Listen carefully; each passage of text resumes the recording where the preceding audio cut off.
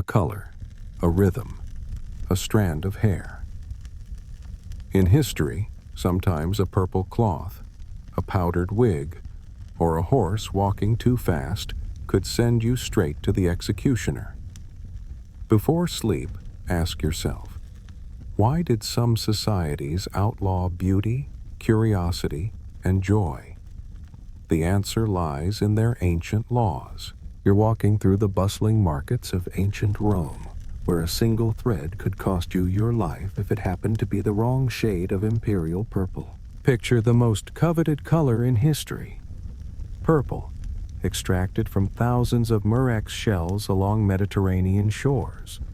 So precious that only emperors could wear it without facing immediate execution. The sumptuary laws made it high treason for commoners to don this royal hue, with enforcement swift and merciless as citizens reported neighbors who dared display even a purple ribbon or thread. Punishment ranged from death to exile, depending on the emperor's mood and the severity of the fashion violation.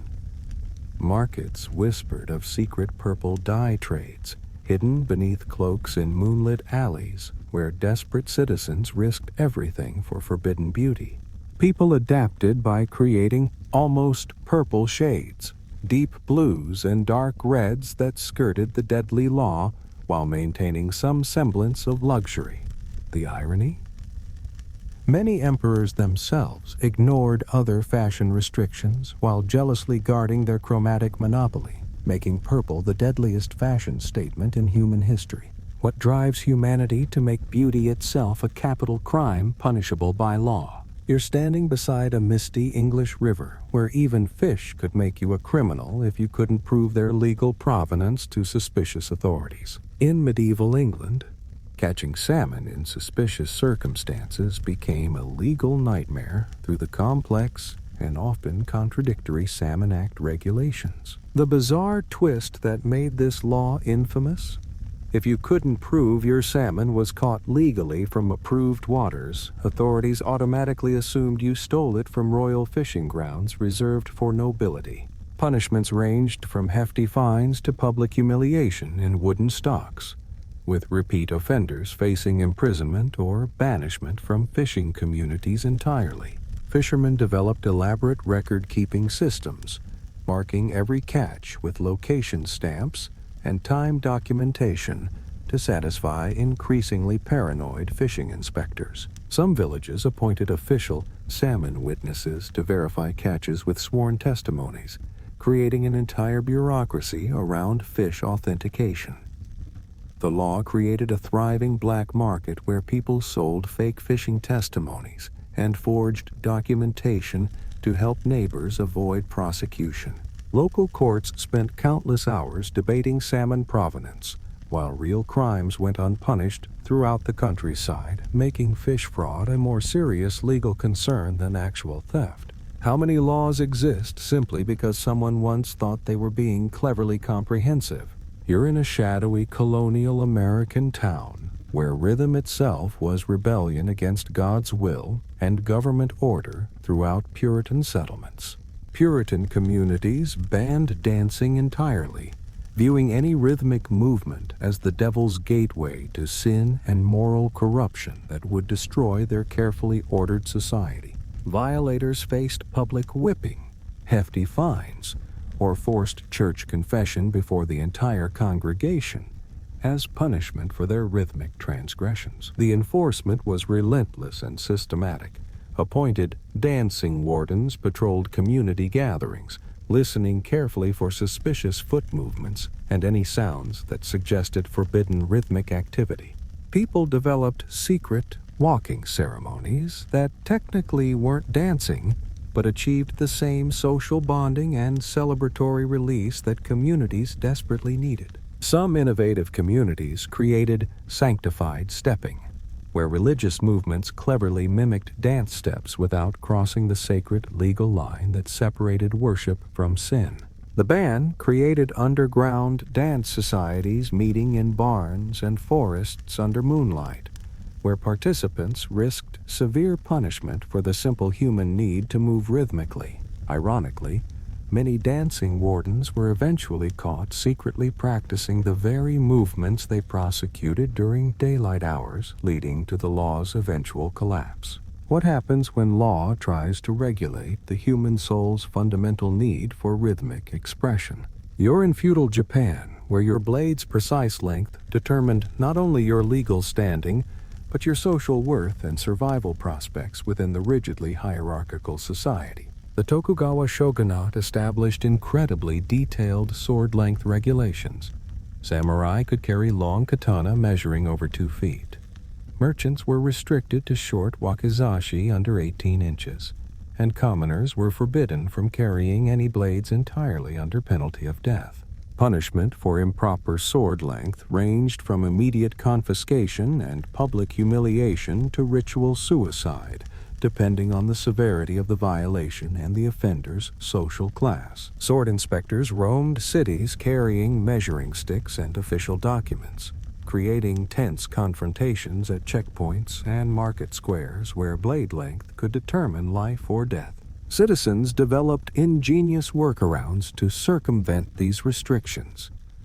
Merchants carried long chopsticks that could serve as weapons in emergencies, while commoners fashioned hidden blades disguised as farming tools and kitchen implements.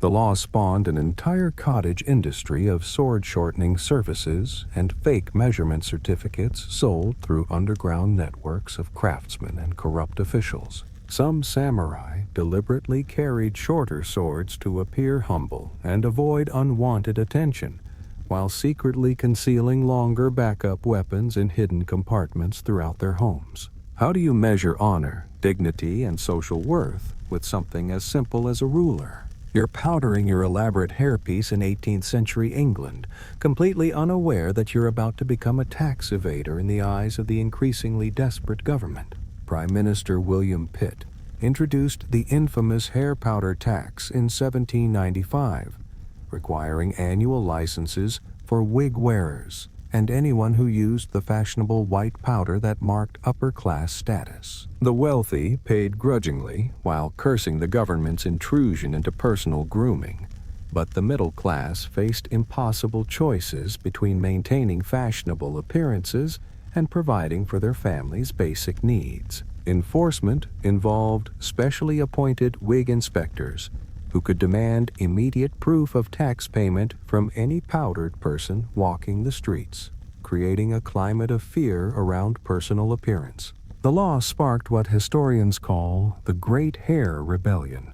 People abandoned wigs en masse, creating a distinctive and permanent fashion divide between the taxed wealthy elite and the naturally haired masses. Wig makers went bankrupt virtually overnight, while hat sales soared across the kingdom as people sought alternative head coverings. Some rebellious citizens wore obviously fake powder made from flour or chalk to mock the system publicly, while others developed elaborate schemes to share licensed powder among multiple family members. The tax inadvertently ended the centuries-old era of elaborate wigs, fundamentally changing European fashion forever and destroying entire industries built around artificial hair. Hey friends, if you're enjoying these bizarre laws from history, don't forget to hit that subscribe button for more strange tales from the past.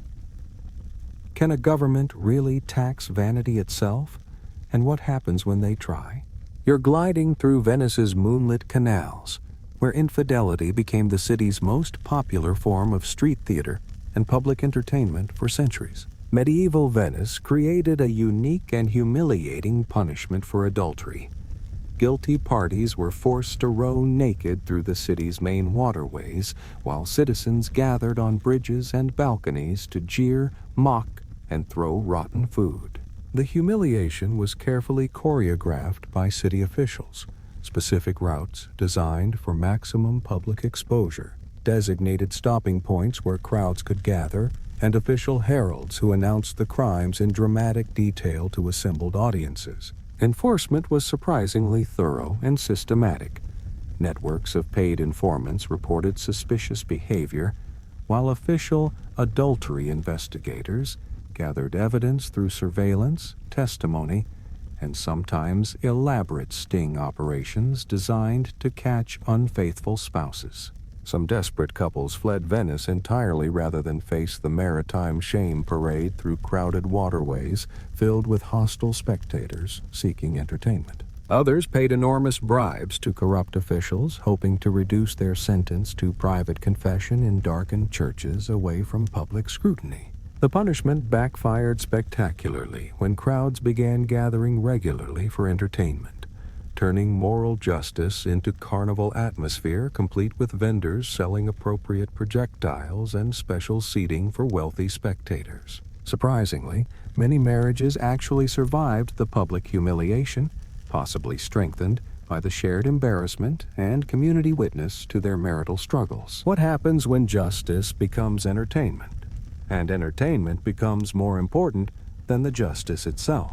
You're in Imperial China, where the size of women's feet determined not only family honor and marriage prospects, but legal standing within society for nearly 1,000 years. For almost a millennium, foot binding wasn't merely tradition, but actual legal requirement for upper-class families seeking social advancement and respectability within Chinese society. Mothers who refused to bind their daughters' feet faced social exile, economic ruin, and legal consequences, including family shame that could destroy entire lineages for generations. The agonizing process began in early childhood, systematically breaking and reshaping foot bones to create lotus feet no longer than 4 inches in length, a process that required years of constant attention and care. Enforcement was primarily social rather than strictly judicial. Families policed themselves through marriage contracts requiring documented proof of proper foot binding and regular inspections by potential in-laws. The practice created an entire economy of specialized shoes, binding cloths, medical treatments for infections and complications, and professional foot inspectors who verified proper binding techniques. Rebellion was rare but documented. Some families secretly loosened bindings while maintaining the appearance of compliance during inspections, while others fled to remote areas where the law couldn't be enforced. The legal mandate finally ended in 1912, but many women remained bound for life, their feet permanently deformed by centuries of legal beauty standards that valued appearance over physical health and basic human mobility.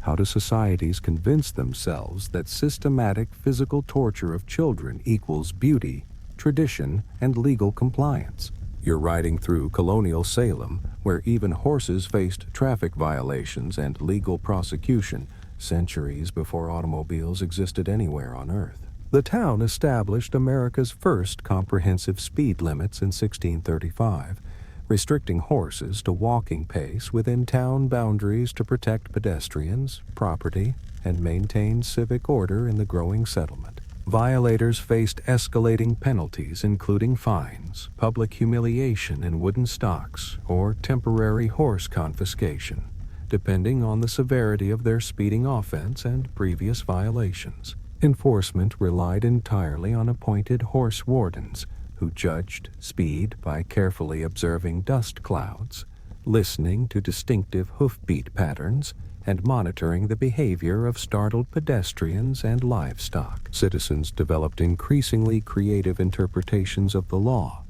technically walking their horses while encouraging unnaturally fast walks that barely skirted the legal definition of prohibited speeds. Some enterprising riders dismounted and ran alongside their horses to avoid the restriction entirely, while still making reasonable time to their destinations. The law created absurd court cases where judges spent hours debating the precise legal difference between brisk walking and slow trotting, with witness testimony and expert opinions about equine gait classification. Horse racing and competitive riding moved outside town limits, inadvertently creating the first suburban entertainment districts in American colonial history as people sought locations where speed was legal.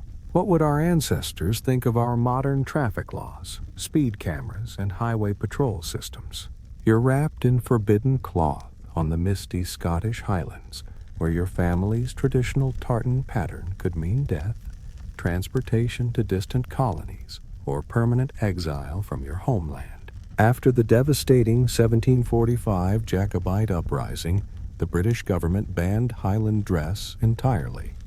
No tartan, no kilts, no clan colors for 37 long years of systematic cultural suppression designed to destroy Scottish identity forever. Violators faced 6 months imprisonment for first offense and 7 years transportation to American or Australian colonies for repeat violations, with entire families destroyed by clothing choices. Enforcement involved regular military patrols, searching homes, travelers, and public gatherings, confiscating any Highland garments and burning them publicly in town squares while forcing crowds to watch their culture destroyed. Families desperately buried their precious tartans in secret locations or fled to remote islands and hidden valleys to preserve clan patterns and cultural heritage from systematic destruction. Some ingenious Scots wove traditional clan designs into seemingly innocent items like horse blankets, household linens, and children's undergarments to maintain cultural traditions without triggering legal prosecution.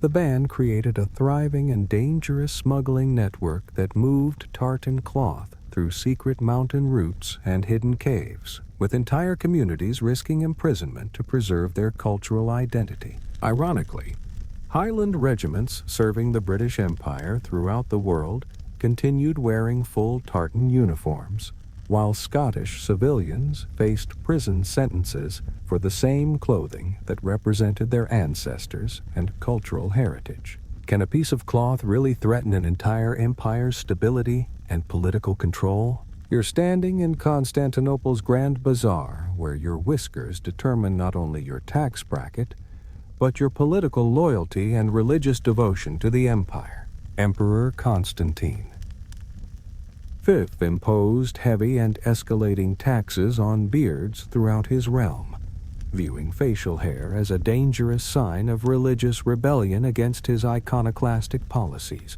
and imperial authority over personal appearance.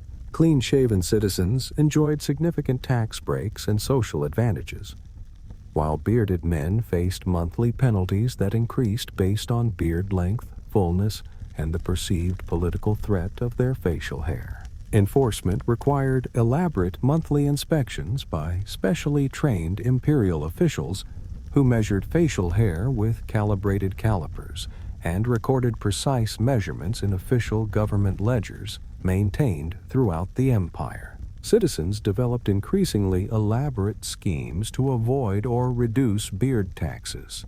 Fake beards for religious ceremonies, carefully timed shaving schedules that coincided with tax collection periods, and substantial bribes to sympathetic inspectors willing to falsify measurement records. Some desperate men fled to distant monasteries where beards were religiously protected, and imperial tax law held less sway over daily life and personal appearance choices. The law created an entire thriving industry of professional shavers, beard disguise specialists, and underground networks of tax avoidance experts who helped citizens navigate the complex legal requirements surrounding facial hair. Opposition grew steadily when even loyal military officers were forced to choose between maintaining traditional masculine appearance and advancing their careers within the imperial hierarchy that demanded clean-shaven compliance. You're standing on the windswept cliffs of ancient Sparta, where newborns faced their first and most crucial legal examination within days of drawing their first breath. The Gerousia Council of Elders conducted mandatory inspections of every baby born in Spartan territory, systematically searching for any physical imperfections, signs of weakness, or characteristics deemed unsuitable for warrior training. Those infants judged unfit by the stone-faced council were immediately abandoned on the treacherous slopes of Mount Taygetus to die of exposure, while healthy babies were ceremonially returned to begin their lifelong preparation for military service. Enforcement was absolute and uncompromising. No exceptions existed for wealth, family status, political connections, or desperate parental pleading before the council's merciless judgment. Parents lived in constant terror during those first critical days after birth, knowing their child's entire future hung on the cold assessment of men who valued state military strength over parental love and family bonds. Some desperate families attempted to hide obvious disabilities through careful positioning and timing, while others fled Sparta entirely before inspection day rather than risk losing their children to state-mandated infanticide.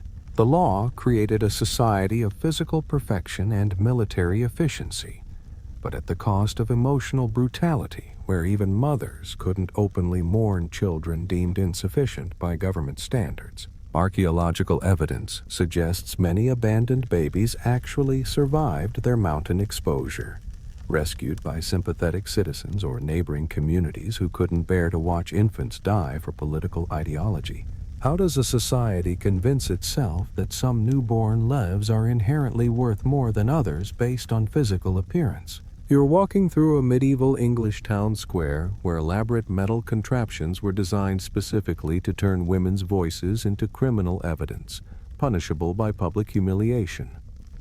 The scold's bridle, also known as the gossip's bridle, or branks, was an iron cage locked securely over the head of women deemed too talkative, argumentative, or disrespectful by local magistrates and their male-dominated legal system. The cruel device featured a sharp metal plate pressed firmly against the tongue, making speech extremely painful or entirely impossible while allowing for extended public humiliation through forced parades around town. Enforcement relied heavily on neighbor complaints, husband petitions, and community informants who reported women's conversations and behavior to authorities eager to demonstrate control over female speech patterns. The punishment typically lasted hours or days, with the silenced wearer displayed prominently in busy markets, outside church doors during services, or tied to public posts while crowds gathered to jeer and mock their enforced silence.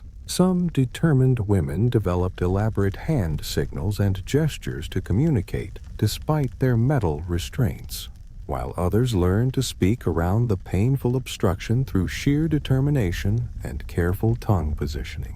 The bridle quickly became a powerful symbol of systematic female oppression, inspiring secret women's societies dedicated to helping members avoid the unwanted attention of overzealous male authorities. Many competitive villages developed increasingly elaborate and humiliating designs for their local bridles, turning female punishment into a form of civic pride and technological innovation. What deep fears about female communication drive societies to literally cage the voices of half their population? You're standing in the imposing shadow of Tenochtitlan's great temple, where consuming a single drink of alcohol could transform you from citizen to sacrifice in the span of an evening. Aztec law strictly reserved alcohol consumption exclusively for priests during specific religious ceremonies and elderly citizens over 52 years old, with anyone else caught drinking pulque facing immediate execution by strangulation, ritual beating, or ceremonial sacrifice to appease the gods. Enforcement involved dedicated temple guards conducting surprise raids on private homes, public markets, and suspicious gatherings, systematically searching for hidden alcohol stores and testing breath for telltale signs of illegal consumption. Young people developed increasingly elaborate systems to mask their drinking, chewing specific herbs to disguise alcohol odors, hiding secret drinking sessions in remote caves and hidden forest locations, or bribing corrupt guards with valuable goods, labor, or sexual favors. The prohibition created a thriving and dangerous underground alcohol trade managed by corrupt priests who sold ceremonial wine to wealthy young nobles willing to risk death for forbidden pleasures. Some innovative communities held secret drinking rituals, carefully disguised as legitimate religious ceremonies, complete with fake elderly participants and elaborate theatrical performances designed to fool government inspectors. The Spanish conquest revealed massive hidden stores of pulque, throughout the empire, suggesting widespread systematic violation of this supposedly sacred law across all levels of Aztec society, from common citizens to high-ranking government officials. Can any government really control fundamental human desires through the constant threat of death and divine punishment? You're in humanity's first regulated tavern, where beer prices were dictated by ancient legal codes. Hammurabi's code established detailed regulations for tavern keepers, mostly women, who faced death for overcharging or allowing criminal plotting. Official beer inspectors tested quality, measured quantities, and monitored customer behavior throughout Mesopotamian cities. Tavern keepers developed sophisticated measuring systems and detailed records to prove compliance during surprise inspections. The law created the world's first hospitality regulations, while empowering authorities to control social gathering spaces where dissent might develop. Some keepers became informants, reporting suspicious conversations for protection from prosecution. The regulations standardized beer quality across the empire, creating consumer expectations lasting millennia. Archaeologists have discovered thousands of clay tablets recording tavern inspection reports with customer complaints and official responses. Why did humanity's first lawmakers care so much about regulating alcohol? You're wandering through a carefully hidden Istanbul garden, where possessing the wrong variety of flower could completely ruin your family's fortune and social standing within the empire. During the infamous 18th century tulip period, Ottoman authorities imposed strict and increasingly complex regulations on tulip cultivation and trade, after prices spiraled far beyond reasonable limits, threatening economic stability throughout the empire. Citizens caught growing unapproved tulip varieties faced heavy fines, complete property confiscation, or permanent exile from Constantinople's prestigious flower markets where fortunes were made and lost daily. Enforcement involved teams of imperial garden inspectors who conducted surprise raids on private homes, checking systematically for illegal bulbs and unauthorized breeding programs that might threaten official tulip market regulations. The prohibition created an extensive and profitable black market in tulip smuggling, with secret networks moving rare bulbs through hidden routes to avoid detection by increasingly paranoid government officials. Some ingenious gardeners disguised prohibited varieties by carefully replanting them in remote locations or cleverly hiding them among approved flowers in elaborately planned garden arrangements designed to fool inspectors. The tulip trade became so politically sensitive that possession of certain rare varieties was treated as potential evidence of sedition against imperial economic policies and social stability. The prohibition ultimately failed completely when European demand made tulip smuggling incredibly profitable, leading to widespread corruption among the very officials supposed to enforce the ban on flower speculation. How does a government lose complete control over something as seemingly innocent as decorative flowers and gardening? You're in medieval Spain, where taking too many baths could mark you as a dangerous heretic deserving immediate investigation, interrogation, and potential execution by religious authorities. The Spanish Inquisition systematically viewed frequent bathing as suspicious evidence of secret Muslim or Jewish religious practices. Since both faiths traditionally emphasized ritual cleanliness and regular washing as essential spiritual obligations, Christians caught bathing more than occasionally faced intensive interrogation, property seizure, and potential execution for maintaining hidden religious beliefs that threatened Catholic orthodoxy and social stability throughout the kingdom. Enforcement relied on extensive networks of neighborhood informants who carefully reported suspicious hygiene habits, unusual soap purchases, or telltale smells of bath herbs and cleansing materials emanating from neighboring houses during prohibited times. Citizens developed elaborate explanations for their cleanliness, claiming medical necessities prescribed by physicians, documented skin conditions requiring treatment, or occupational requirements that legally justified unusual bathing frequency to suspicious authorities. The prohibition created a society where accumulated dirt became an unofficial badge of Christian orthodoxy, while excessive cleanliness suggested dangerous foreign influence and potential religious treason against established Catholic doctrine. Some communities established secret bathhouses carefully disguised as medical facilities, private homes with hidden washing areas, or religious institutions where bathing could be justified as legitimate spiritual purification rather than heretical practice. The systematic prohibition contributed to widespread disease, social stigma around basic personal hygiene, and cultural attitudes that lasted for centuries throughout Christian Europe, fundamentally altering concepts of cleanliness and social acceptability. When did basic human cleanliness become evidence of heresy instead of health, virtue, and social responsibility? You're deep in the jungle where Mayan scribes risked death for calculating the future too accurately.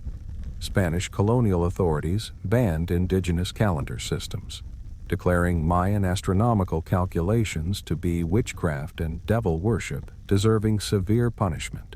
Maya caught using traditional calendars faced imprisonment, forced conversion, or burning of their precious codex books containing centuries of accumulated knowledge.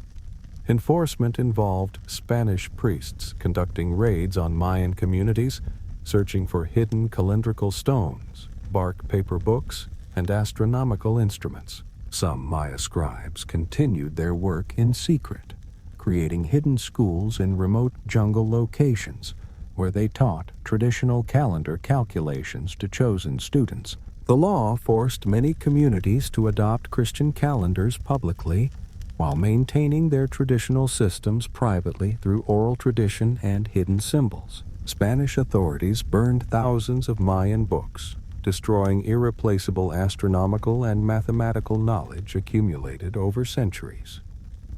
Modern archaeologists estimate that over 99% of Mayan written literature was destroyed through this systematic cultural suppression. How much wisdom did humanity lose when conquerors made knowledge itself illegal? You're approaching a Russian checkpoint where stern officials demand to see your official beard license before allowing passage through imperial territory controlled by modernizing authorities. Peter the Great imposed a substantial annual tax on beards throughout his empire in 1698, requiring all men to purchase special copper tokens that proved their legal right to grow facial hair according to new Western-influenced fashion standards. Clean-shaven citizens enjoyed significant tax exemptions and social advantages, while bearded traditionalists faced escalating fees carefully calculated based on their social class, occupation, and their beard's fullness and length measurements. Enforcement involved specialized beard inspectors stationed at city gates, busy markets, and government buildings who could demand immediate proof of tax payment from any whiskered individual traveling through imperial territory. Russian men developed increasingly creative solutions to avoid or reduce beard taxation. Fake beards for religious ceremonies, carefully timed shaving schedules designed to avoid tax collection periods, and elaborate disguises when traveling between cities where their tax status might be questioned. The law created a complex, bureaucratic nightmare, requiring special beard measurement officials, token manufacturing facilities, and detailed record-keeping systems to track facial hair taxation across the vast Russian Empire from Moscow to Siberia. Some men paid substantial taxes, but shaved anyway to avoid social stigma associated with traditional appearance, while others grew beards illegally and lived as fugitives from facial hair authorities who pursued tax evaders across provincial boundaries. The systematic taxation generated significant government revenue, but created lasting resentment between traditional Russian culture and Peter's aggressive Western modernization efforts that touched every aspect of personal appearance and social behavior. Can any government really modernize an entire nation simply by taxing traditional cultural practices and personal appearance choices? You're in a medieval courtyard where legal disputes were settled through sanctified violence rather than evidence or testimony. Frankish law allowed accused criminals to demand trial by combat, believing God would grant victory to the innocent party in single battle. Both accusers and defendants could hire professional champions if they were unable to fight personally due to age, disability, or gender restrictions. Enforcement required official combat grounds, appointed referees, and strict rules governing weapons, timing, and victory conditions for these judicial duels. The system created a class of professional legal fighters who made careers from representing clients in mortal combat rather than legal argumentation. Some communities developed elaborate rituals around these trials, complete with religious ceremonies, blessed weapons, and formal declarations before combat began. Women and elderly men relied on hiring champions, creating an early form of legal representation where fighting skill mattered more than legal knowledge. The practice gradually disappeared as written law and evidence-based trials proved more reliable than divine intervention through violence. When did humanity decide that truth could be determined through bloodshed? You're in the Forbidden City, where the length of your fingernails determined your place in the imperial hierarchy and social order. Chinese court officials were required to maintain extremely long fingernails as proof they performed no manual labor, with specific length requirements for different ranks. Violation of nail length regulations could result in demotion, exile from court, or loss of prestigious government positions that families had held for generations. Enforcement involved monthly nail inspections by imperial chamberlains who measured each official's nails against golden rulers and recorded the results in detailed court records. Officials developed elaborate nail guards, protective sleeves, and special servants whose only job was maintaining their master's politically essential fingernails throughout daily activities. The law created an entire industry of nail specialists, protective accessories, and medical treatments for nail injuries that could destroy careers overnight. Some officials hired nail doubles or used artificial extensions to meet length requirements during crucial inspection periods. The system reinforced class divisions by making manual labor physically impossible for anyone seeking political advancement within the imperial bureaucracy. Hey friends, if you love this series exploring history's strangest laws, don't forget to subscribe for more fascinating tales from the past. You're standing in the dusty arena where warriors earned liberty through years of mortal combat and careful legal maneuvering. Roman law required gladiators to survive a specific number of fights before earning their wooden sword of freedom, but the exact count varied based on their crime, purchase price, and fighting skill level. Gladiators who refused to fight faced immediate execution, while those who fought cowardly could have their retirement extended indefinitely by disappointed crowds and lanista owners. Enforcement involved detailed record-keeping of each fighter's victories, defeats, and crowd approval ratings maintained by arena scribes and betting commissioners. Many gladiators developed strategies to extend fights for dramatic effect while avoiding serious injury, creating theatrical combat that satisfied audiences without unnecessary risk. Some schools secretly taught defensive techniques disguised as aggressive moves, helping fighters survive long enough to earn freedom. The system created perverse incentives where popularity mattered as much as skill, leading to gladiators who became celebrities rather than mere fighters. How did ancient Rome turn survival into entertainment and entertainment into law?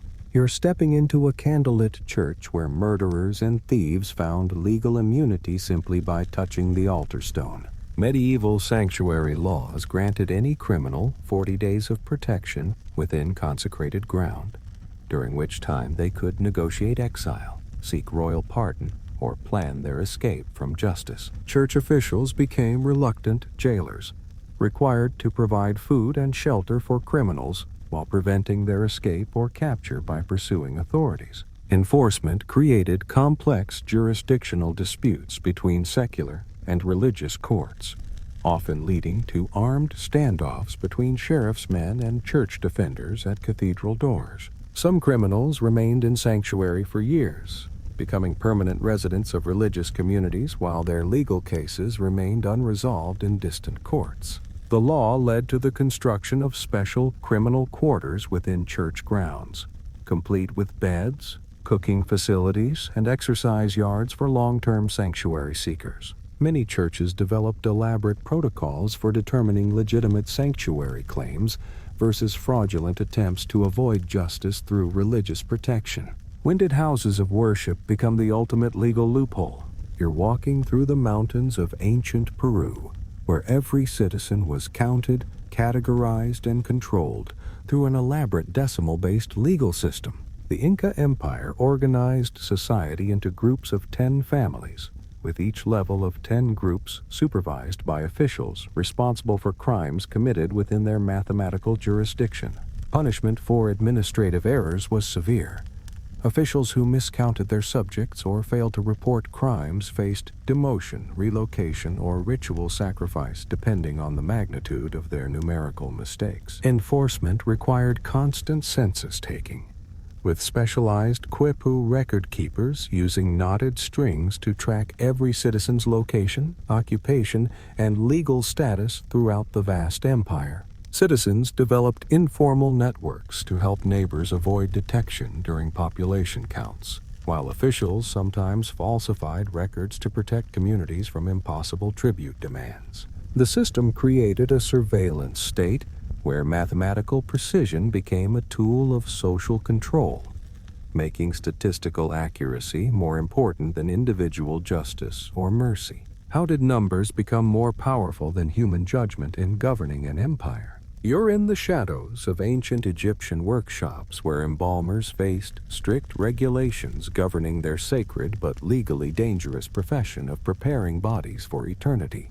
Egyptian law required mummy workers to follow precise religious protocols while handling corpses, with violations punishable by ritual impurity, banishment from temple grounds, or forced purification ceremonies lasting months. Workers who damaged bodies during preservation faced compensation claims from grieving families, sometimes requiring years of labor to repay the spiritual and financial costs of improper mummification. Enforcement involved temple inspectors who examined finished mummies for quality, completeness, and adherence to religious requirements before families could proceed with burial ceremonies. The profession developed elaborate guild systems with apprenticeships, trade secrets, and internal disciplinary procedures to maintain standards and protect members from legal prosecution. Some workers specialized in repairing damage caused by colleagues, creating a secondary market in mummy restoration that operated in legal gray areas between religious duty and commercial fraud. When did preparing the dead become more legally complicated than caring for the living? You're riding across the vast steppes where imperial messengers faced execution for arriving late with official communications from the Great Khan. Mongol law established the world's most efficient postal system through harsh penalties. Relay riders who failed to maintain average speeds faced flogging, demotion, or death, depending on message importance. Each posting station maintained fresh horses, supplies, and backup riders ready to continue deliveries if primary messengers were injured, killed, or delayed by weather conditions. Enforcement involved timing officials who calculated travel speeds between stations and investigated any delays longer than established standards for different terrain and weather conditions. Riders developed techniques for sleeping while riding, navigating by stars, and maintaining their horses' health across impossible distances under constant threat of legal prosecution. The system created a communications network spanning continents, but destroyed countless messengers who fell victim to accidents, bandits, or simple exhaustion while attempting to meet impossible delivery schedules mandated by imperial law. How did the world's first express mail service become a death sentence for postal workers? You're on the island of Murano, where glassmakers lived as pampered prisoners, forbidden from leaving their workshops or sharing trade secrets with foreign competitors. Venetian law made it treason for glass artisans to teach their techniques outside the Republic, with punishments ranging from property confiscation to assassination by state agents in foreign lands. Enforcement involved constant surveillance of glass-making families, travel restrictions, and networks of spies monitoring Venetian artisans who worked abroad as potential security threats. Some glassmakers attempted to escape by hiding in merchant ships or disguising themselves as common travelers, while others sent coded letters describing techniques to relatives in distant cities. The law created a technological monopoly that made Venice incredibly wealthy, but trapped skilled workers in a system of comfortable imprisonment where their knowledge became state property. Venetian agents pursued fleeing glassmakers across Europe, sometimes poisoning them years later in foreign courts where they had established competing workshops, threatening Venice's economic dominance. When did craftsmanship become a form of patriotic imprisonment? You're walking through a medieval Baghdad marketplace, where religious officials checked not only weights and measures, but also the moral character of every commercial transaction. Islamic law established the Hisbah system of market inspection, where appointed officials enforced both commercial honesty and religious compliance in all business dealings throughout the Islamic world. Violations included shortchanging customers, selling inferior goods, and conducting business during prayer times, with punishments ranging from public shaming to closure of businesses and banishment from commercial districts. Enforcement involved surprise inspections, customer testimony, and religious tests to ensure merchants maintained proper Islamic values while pursuing profit in daily business operations. Some merchants developed elaborate systems for switching between compliant and profitable practices depending on inspector schedules, while others bribed officials for advance warning of surprise inspections. The system created a unique form of religious capitalism, where spiritual purity was as important as financial success in determining business legitimacy and commercial survival. How did faith and commerce become inseparably intertwined through legal mandate? You're in ancient Ireland, where crime was settled through elaborate compensation schemes rather than imprisonment, with payments calculated based on the victim's social status and the offender's ability to pay.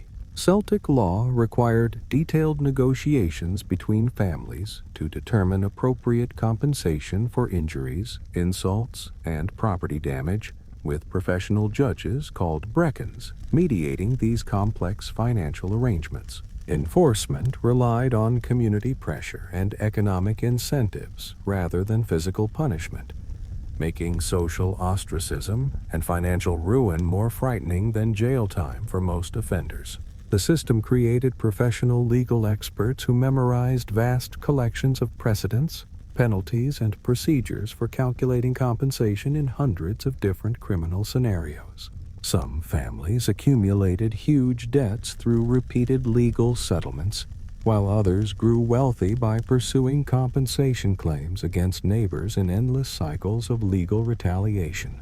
The law treated crime as economic damage to be repaired rather than moral evil requiring punishment, creating a society where justice literally had a price tag. What happens when every crime becomes a business transaction instead of a moral judgment? You're standing on a forbidden Japanese shore, where any contact with foreign vessels meant immediate execution for entire coastal communities under the Sakoku isolation laws. Tokugawa authorities sealed Japan from foreign influence by making it illegal to leave the country, return from abroad, or assist foreign ships in any way for over 2 centuries. Japanese citizens caught helping shipwrecked foreigners faced crucifixion, while those who attempted to travel abroad were executed upon any return to Japanese territory. Enforcement involved coastal patrols, informant networks, and regular inspections of fishing vessels to ensure no unauthorized foreign contact occurred anywhere along Japan's extensive coastline. Some communities developed systems for secretly helping foreign sailors while maintaining plausible deniability, creating underground networks of humanitarian aid that operated despite legal threats.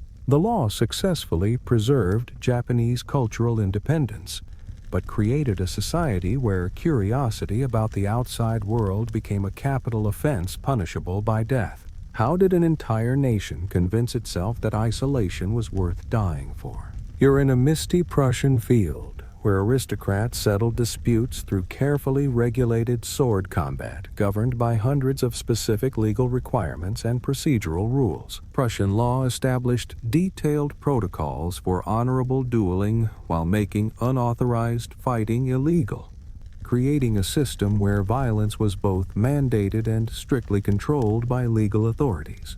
Participants who violated dueling etiquette faced social disgrace and legal prosecution, while those who refused legitimate challenges lost their honor and legal standing in aristocratic society. Enforcement involved official dueling grounds, appointed seconds who ensured compliance with regulations, and medical officials who determined whether injuries satisfied honor requirements for both parties. The system created professional dueling instructors, specialized weapons manufacturers, and legal experts who interpreted the complex rules governing when and how aristocrats could attempt to kill each other legally. Some participants developed techniques for appearing to fight seriously while avoiding fatal injury, turning potentially deadly encounters into elaborate theatrical performances that satisfied social expectations. When did society decide that violence needed bureaucracy to make it honorable? You're walking through medieval Paris, where your clothing could instantly reveal whether you're breaking the law or following your designated social rank. French sumptuary laws dictated exactly what fabrics, colors, and accessories each social class could wear, with violations punishable by fines, public humiliation, or confiscation of illegal garments. Merchants caught wearing silk reserved for nobility faced imprisonment, while peasants discovered in colored cloth meant for higher classes were publicly stripped and forced to wear sackcloth through town squares. Enforcement involved fashion inspectors who patrolled markets, churches, and public gatherings, examining clothing quality and comparing garments to detailed legal codes specifying permitted materials for each social rank. Some citizens developed clever workarounds, wearing legal outer garments over forbidden underclothes, or purchasing used noble clothing through black market dealers who specialized in redistributing confiscated luxury items. The laws created a thriving industry of clothing appraisers, fabric authenticators, and legal advisors who helped citizens navigate the complex regulations governing what they could wear on their own bodies. When did fashion become a crime punishable by law? You're standing in the ancient agora, where Athenian citizens gathered annually to vote one prominent person into 10 years of exile without trial or explanation. This strange democratic ritual allowed voters to write any citizen's name on pottery shards, and whoever received the most votes was immediately banished from Athens, regardless of whether they had committed any actual crime. The process required no accusation, no defense, and no appeal, simply the collective decision that someone had become too powerful or annoying for the city's good. Enforcement was swift and absolute. The ostracized person had 10 days to leave Athens and could not return under penalty of death, though they kept their property and citizenship. Some politicians actively campaigned for ostracism as a form of honorable retirement, while others fled the city before voting day to avoid the humiliation of democratic rejection. The system created a unique form of bloodless political assassination, where popularity could become as dangerous as criminality in determining a citizen's fate within the world's first democracy. How did ancient democracy decide that exile was better than execution for unwanted citizens? You're in the shadow of the Thai royal palace, where even accidentally stepping on a coin bearing the king's image could result in years of imprisonment for insulting royal dignity. Thai law makes any perceived slight against the monarchy, including defacing currency, failing to stand during the royal anthem, or criticizing royal policies, punishable by up to 15 years in prison per offense. Enforcement involves networks of informants who report suspicious comments, inappropriate gestures, or insufficient displays of reverence during royal ceremonies and public events throughout the kingdom. Citizens developed elaborate protocols for handling money, carefully avoiding contact between their feet and any surface bearing royal images, while developing coded language for discussing politics without directly mentioning royal family members. The law creates a climate of constant vigilance where casual conversations could become criminal evidence, leading to self-censorship and elaborate euphemisms for discussing government policies connected to royal authority. Some citizens fled Thailand entirely, rather than risk accidental violations of increasingly strict interpretations of proper respect for royal dignity and traditional monarchical privileges. When did respect become so legally mandated that silence became the safest form of citizenship? You're sitting in a circular gathering on a windswept Icelandic hillside where Viking communities settled disputes through elaborate democratic processes involving the entire free population. The Thing Assembly required unanimous consent for major decisions, with complex procedures for debate, testimony, and resolution of conflicts between neighbors, families, and rival chieftains. Enforcement relied on community pressure and economic sanctions rather than professional police, making social ostracism and trade boycotts more effective than physical punishment for maintaining order. Citizens who violated Thing decisions faced increasingly severe consequences. First warnings, then fines, then exile, and finally outlawry where anyone could kill them without legal consequence.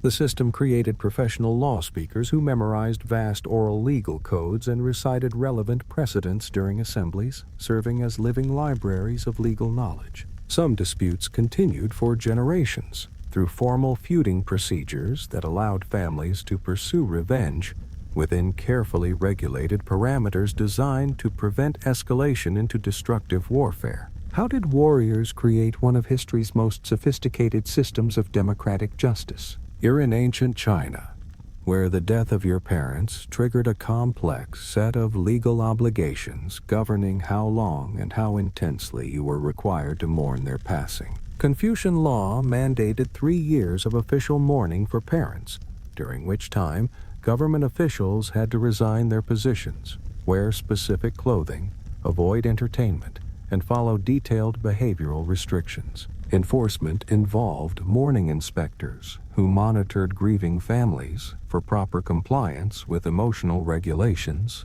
checking clothing, diet, and social activities to ensure appropriate levels of visible sadness. Citizens who failed to mourn adequately faced career destruction, social disgrace, and legal prosecution for insufficient filial piety toward deceased parents or other family members. The system created professional mourning advisors who coached families through proper grieving procedures, while some officials hired actors to demonstrate appropriate levels of sadness during public appearances required by law. These regulations turned genuine emotional responses into legal performances where inadequate grief could destroy entire careers and family reputations. When did governments decide they could regulate the depth and duration of human sorrow? You're in a medieval English courtroom, where proving innocence of witchcraft required demonstrating the impossibility of supernatural powers through increasingly absurd tests and procedures. English law accepted spectral evidence, swimming tests, and bodily marks as legal proof of witchcraft, creating trials where the accused faced conviction regardless of their actual guilt or innocence.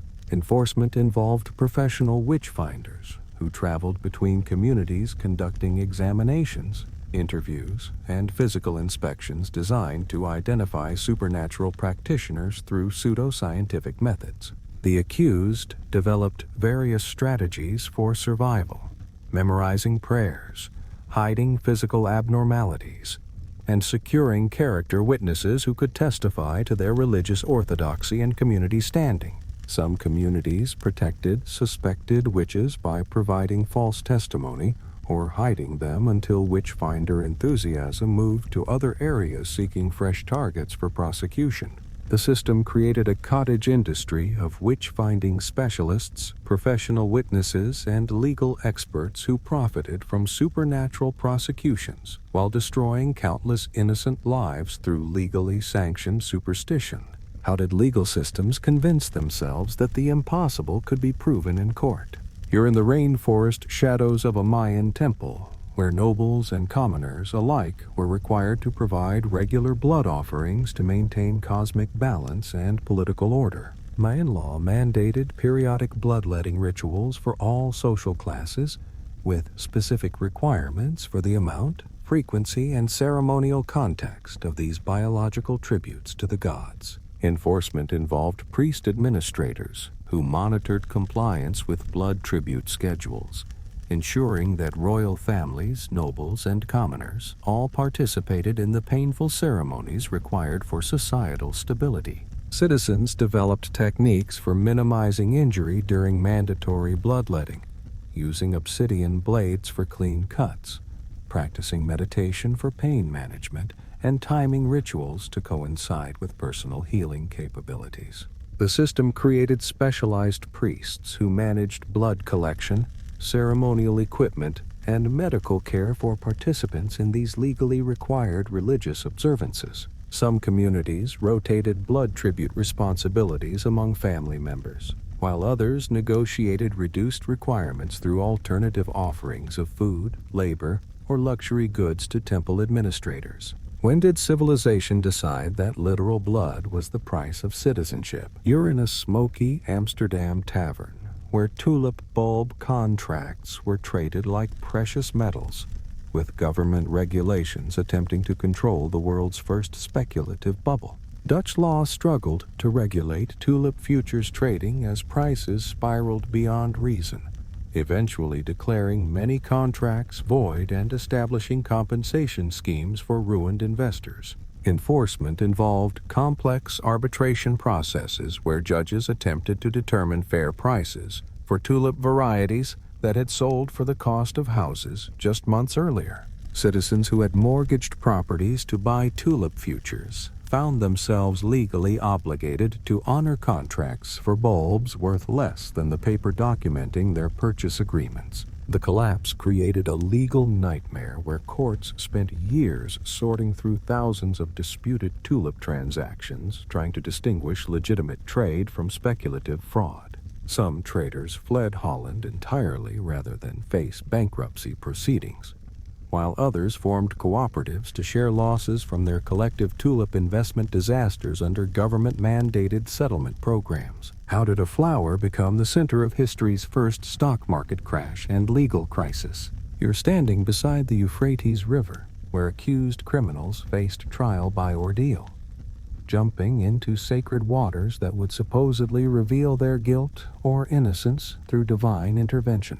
Babylonian law prescribed river trials for cases involving adultery, witchcraft, and property disputes where human testimony was insufficient to determine truth through conventional legal procedures. Enforcement required official witnesses, priests to bless the water, and detailed protocols for interpreting the results of these aquatic trials of divine judgment. Citizens facing water ordeals developed swimming techniques, breath-holding practices, and strategies for surviving the trial regardless of their actual guilt or innocence in the original accusations. The system created professional ordeal administrators who managed the complex logistics of water trials, including crowd control, victim recovery, and interpretation of ambiguous results. Some communities near major rivers became specialized centers for conducting water ordeals,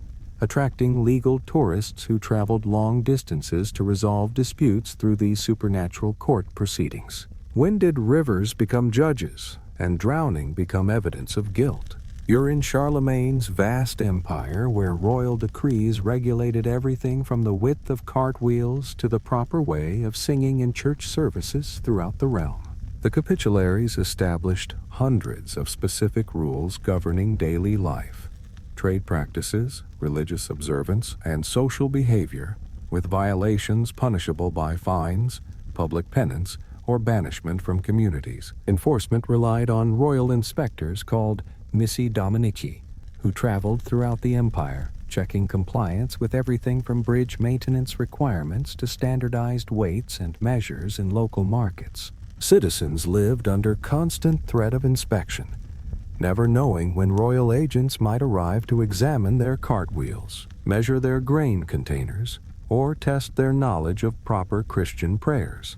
The system created an early form of bureaucratic state, where central authority attempted to control local customs through detailed written regulations covering virtually every aspect of medieval life. Some communities developed warning networks to prepare for inspector visits, while others simply ignored regulations they considered impractical until enforcement arrived in their area.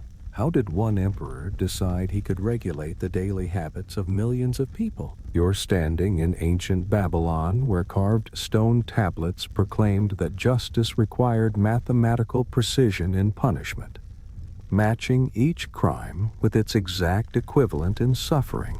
The Code of Hammurabi established the world's first written principle of proportional justice, declaring that injuries inflicted upon others should be returned in precisely the same manner to their perpetrators. Enforcement involved skilled officials who calculated exact equivalents for different types of harm, considering social status, intent, and circumstances while determining appropriate retribution for each case. Citizens lived under a system where every action carried the risk of perfectly mirrored consequences, creating careful consideration of potential harm before engaging in any aggressive behavior toward neighbors.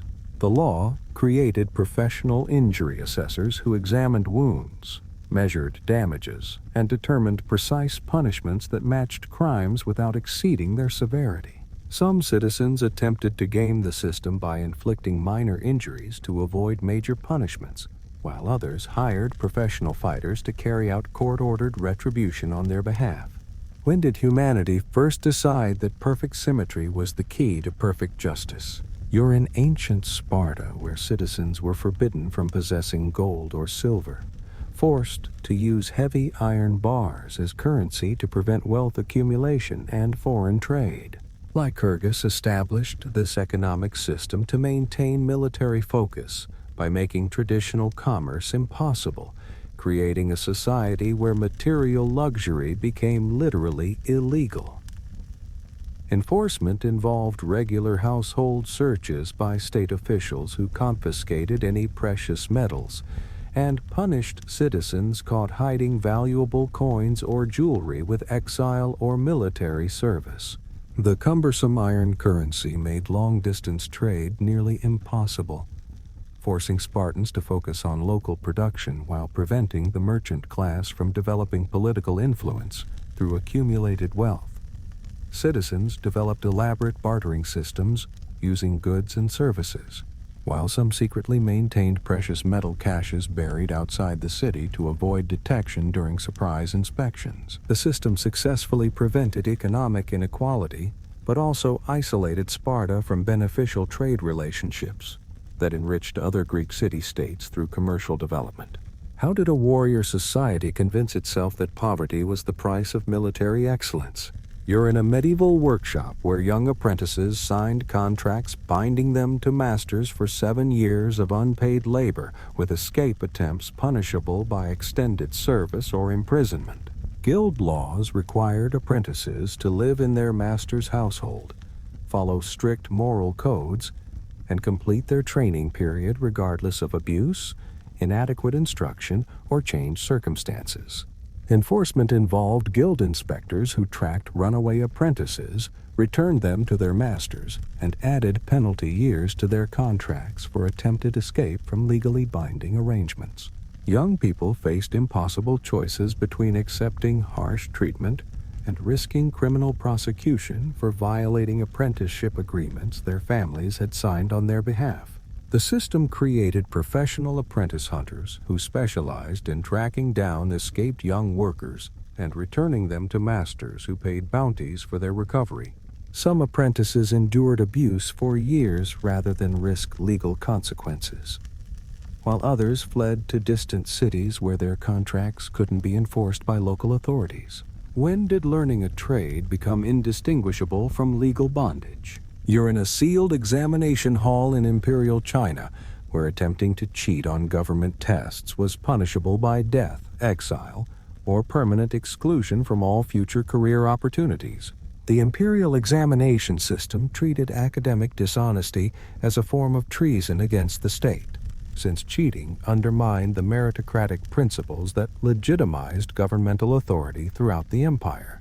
Enforcement involved extensive security measures, including body searches, sealed examination compounds, and professional proctors trained to detect various forms of academic fraud during the multi-day testing periods.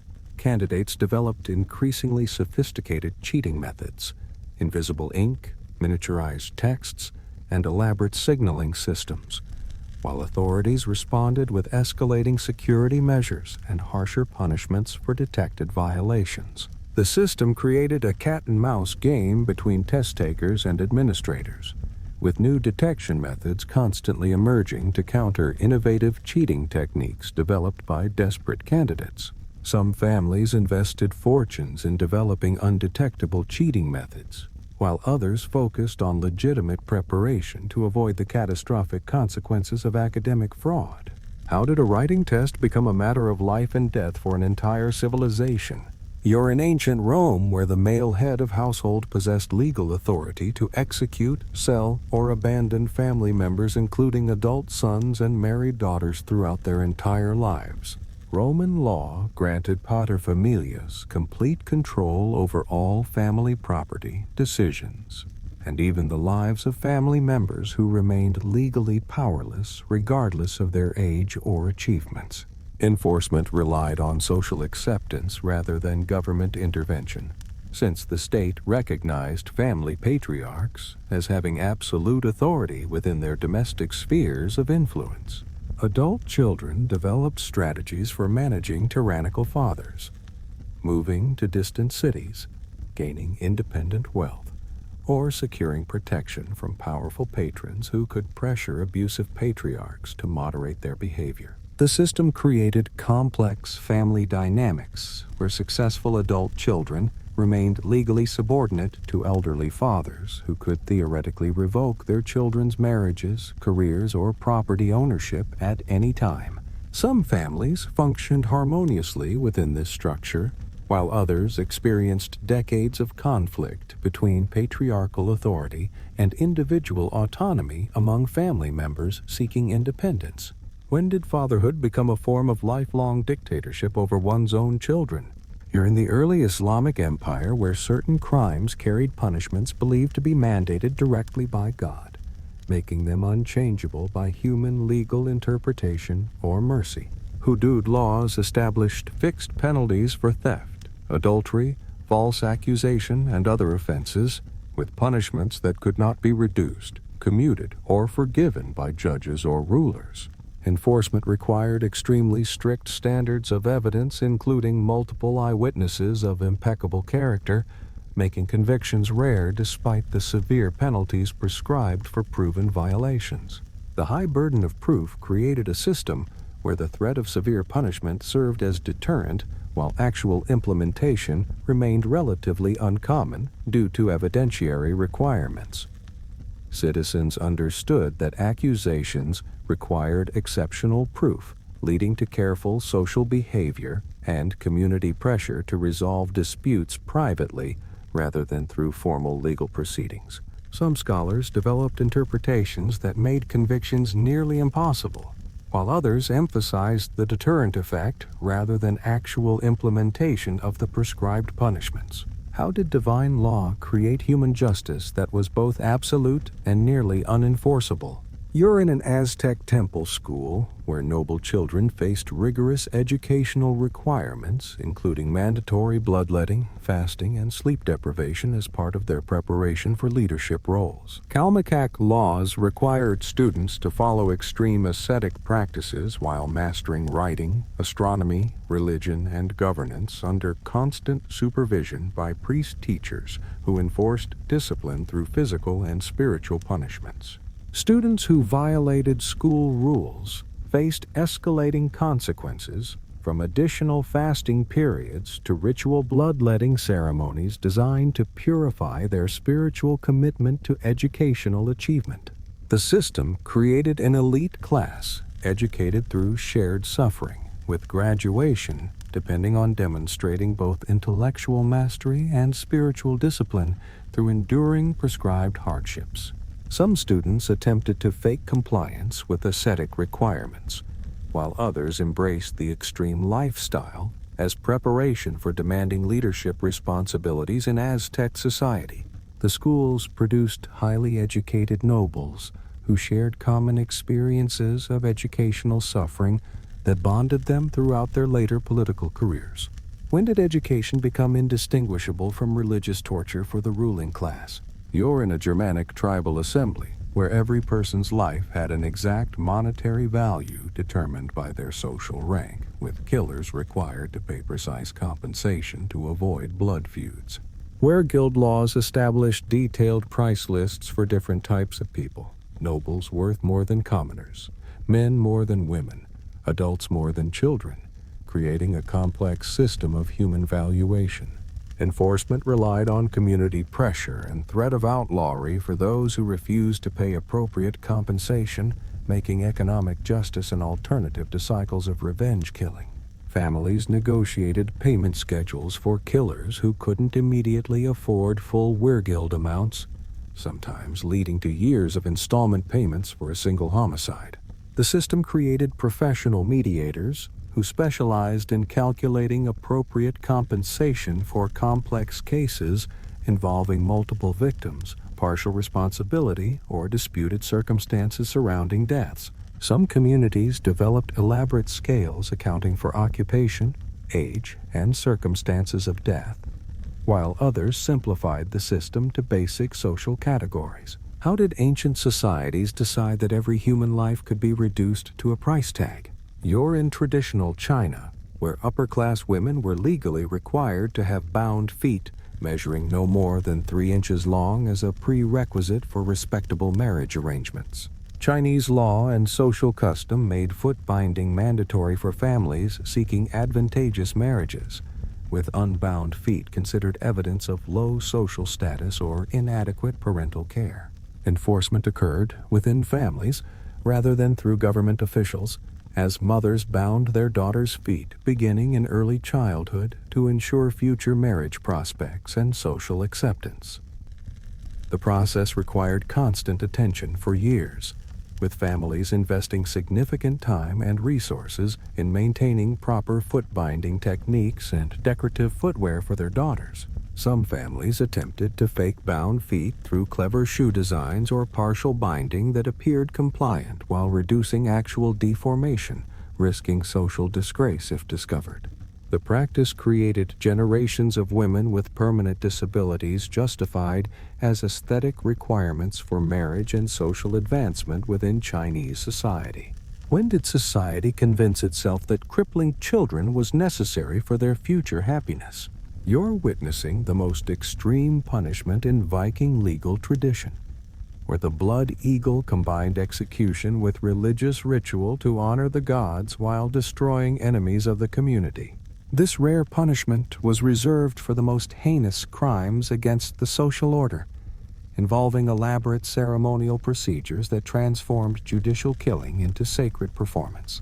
Enforcement was extremely rare, possibly more legendary than historical, with most scholars debating whether the blood eagle was actually performed or simply served as a deterrent threat too horrible to implement. The ritual required specific religious circumstances, trained practitioners, and community consensus, that the crime warranted this ultimate form of justice combined with divine sacrifice. Viking communities developed less extreme but still dramatic execution methods for most capital crimes, reserving the blood eagle for extraordinary circumstances that demanded both justice and religious appeasement. Some historians argue the blood eagle existed primarily in poetry and saga literature rather than legal practice, serving as symbolic representation of ultimate justice rather than actual judicial procedure. Hey friends, if you love this series exploring history's strangest laws, don't forget to subscribe for more fascinating tales from the past. When did legal execution become religious art? And how much of what we fear about the past was really just powerful storytelling? You're standing in a colonial town square where wooden contraptions transformed punishment into community entertainment, trapping offenders' heads and hands for public ridicule and abuse. Colonial law prescribed the stocks and pillory for crimes ranging from drunkenness to blasphemy, with duration determined by offense severity and community sentiment toward the guilty party. Enforcement required public participation, as citizens were expected to throw rotten food, mock the prisoner, and participate in the communal shaming that made this punishment effective. Some communities developed elaborate rituals around pillory days, with vendors selling appropriate projectiles and special events drawing crowds from neighboring towns to witness the spectacle. Prisoners developed strategies for survival, wearing extra clothing, bringing friends for protection, or timing their offenses to coincide with sympathetic community moods that might reduce their suffering. The system created a form of democratic justice where community participation determined punishment severity, making popular criminals suffer less than those who had angered their neighbors through unpopular behavior.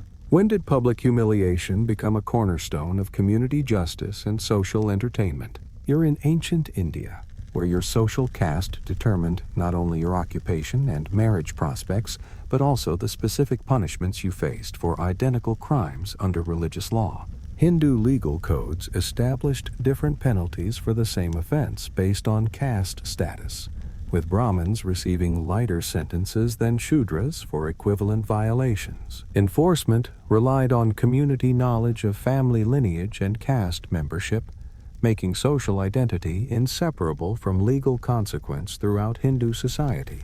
The system created complex interactions where higher caste individuals could commit crimes with reduced legal risk, while lower caste citizens faced severe punishments for minor offenses. Some individuals attempted to conceal their caste background or claim higher status to avoid harsh penalties, leading to elaborate investigations of family history during legal proceedings.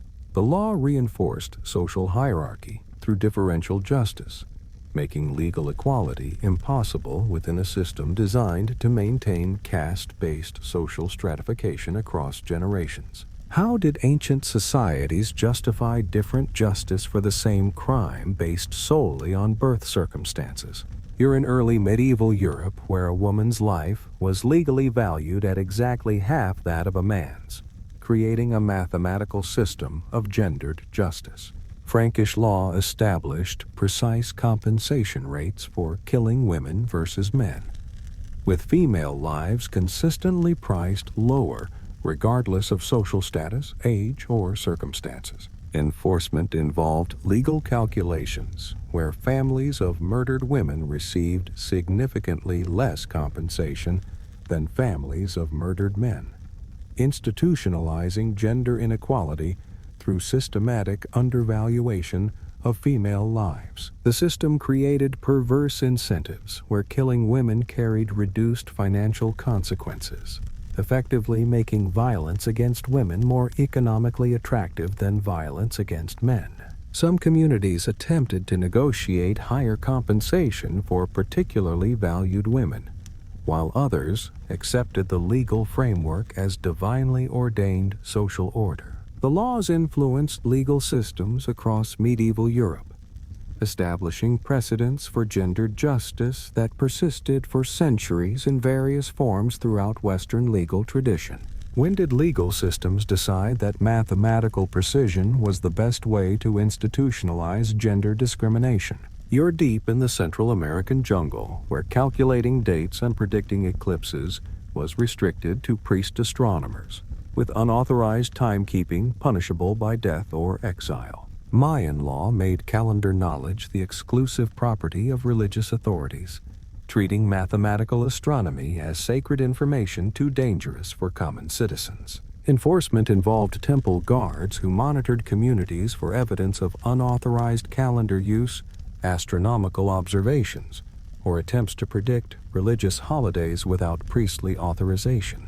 Citizens developed informal methods for tracking time and seasons while avoiding detection by official calendar enforcers who jealously guarded their monopoly on temporal knowledge. The system created a society where basic timekeeping became a form of religious rebellion, forcing ordinary people to rely entirely on priestly announcements for scheduling agricultural and social activities. Some communities maintained secret astronomical traditions passed down through families, risking severe punishment to preserve mathematical knowledge that priest authorities claimed as divine property exclusive to temple hierarchies. How did humanity's most precise ancient civilization make time itself illegal for ordinary citizens to understand? You're walking through Constantinople, where possessing unauthorized silk cocoons or revealing silkworm cultivation techniques to foreigners was punishable by immediate execution. Byzantine law treated silk production as a state secret essential to imperial economic dominance,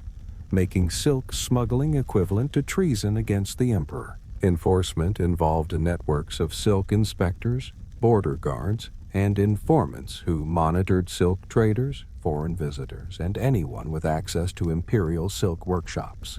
The monopoly generated enormous wealth for the empire while creating constant paranoia among silk workers who lived under surveillance and threat of death for sharing trade secrets. Some merchants developed elaborate schemes for smuggling silk knowledge to foreign markets, hiding cocoons in hollow walking sticks or disguising cultivation instructions as religious texts. The system eventually failed when monks successfully smuggled silkworms to the West, ending Byzantine silk monopoly and proving that even death penalties couldn't protect trade secrets indefinitely. When did fabric become so valuable that sharing knowledge about it warranted execution by the state? You're witnessing ancient Assyria's unique approach to managing conquered populations through systematic forced migration designed to prevent rebellion and cultural preservation. Assyrian law required defeated peoples to relocate to distant regions of the empire, separating families and communities to destroy ethnic cohesion and political resistance. Enforcement involved military escorts who marched entire populations across vast distances, redistributing people to areas where their languages and customs would be diluted among strangers. The system created a multicultural empire held together by the shared experience of displacement, making traditional loyalties impossible to maintain across geographic separation. Some communities attempted to preserve their identity through secret cultural practices, hidden languages, and clandestine communication networks spanning the empire. The policy succeeded in preventing large-scale rebellions, but created a complex imperial society where cultural mixing was enforced through legal mandate rather than natural interaction.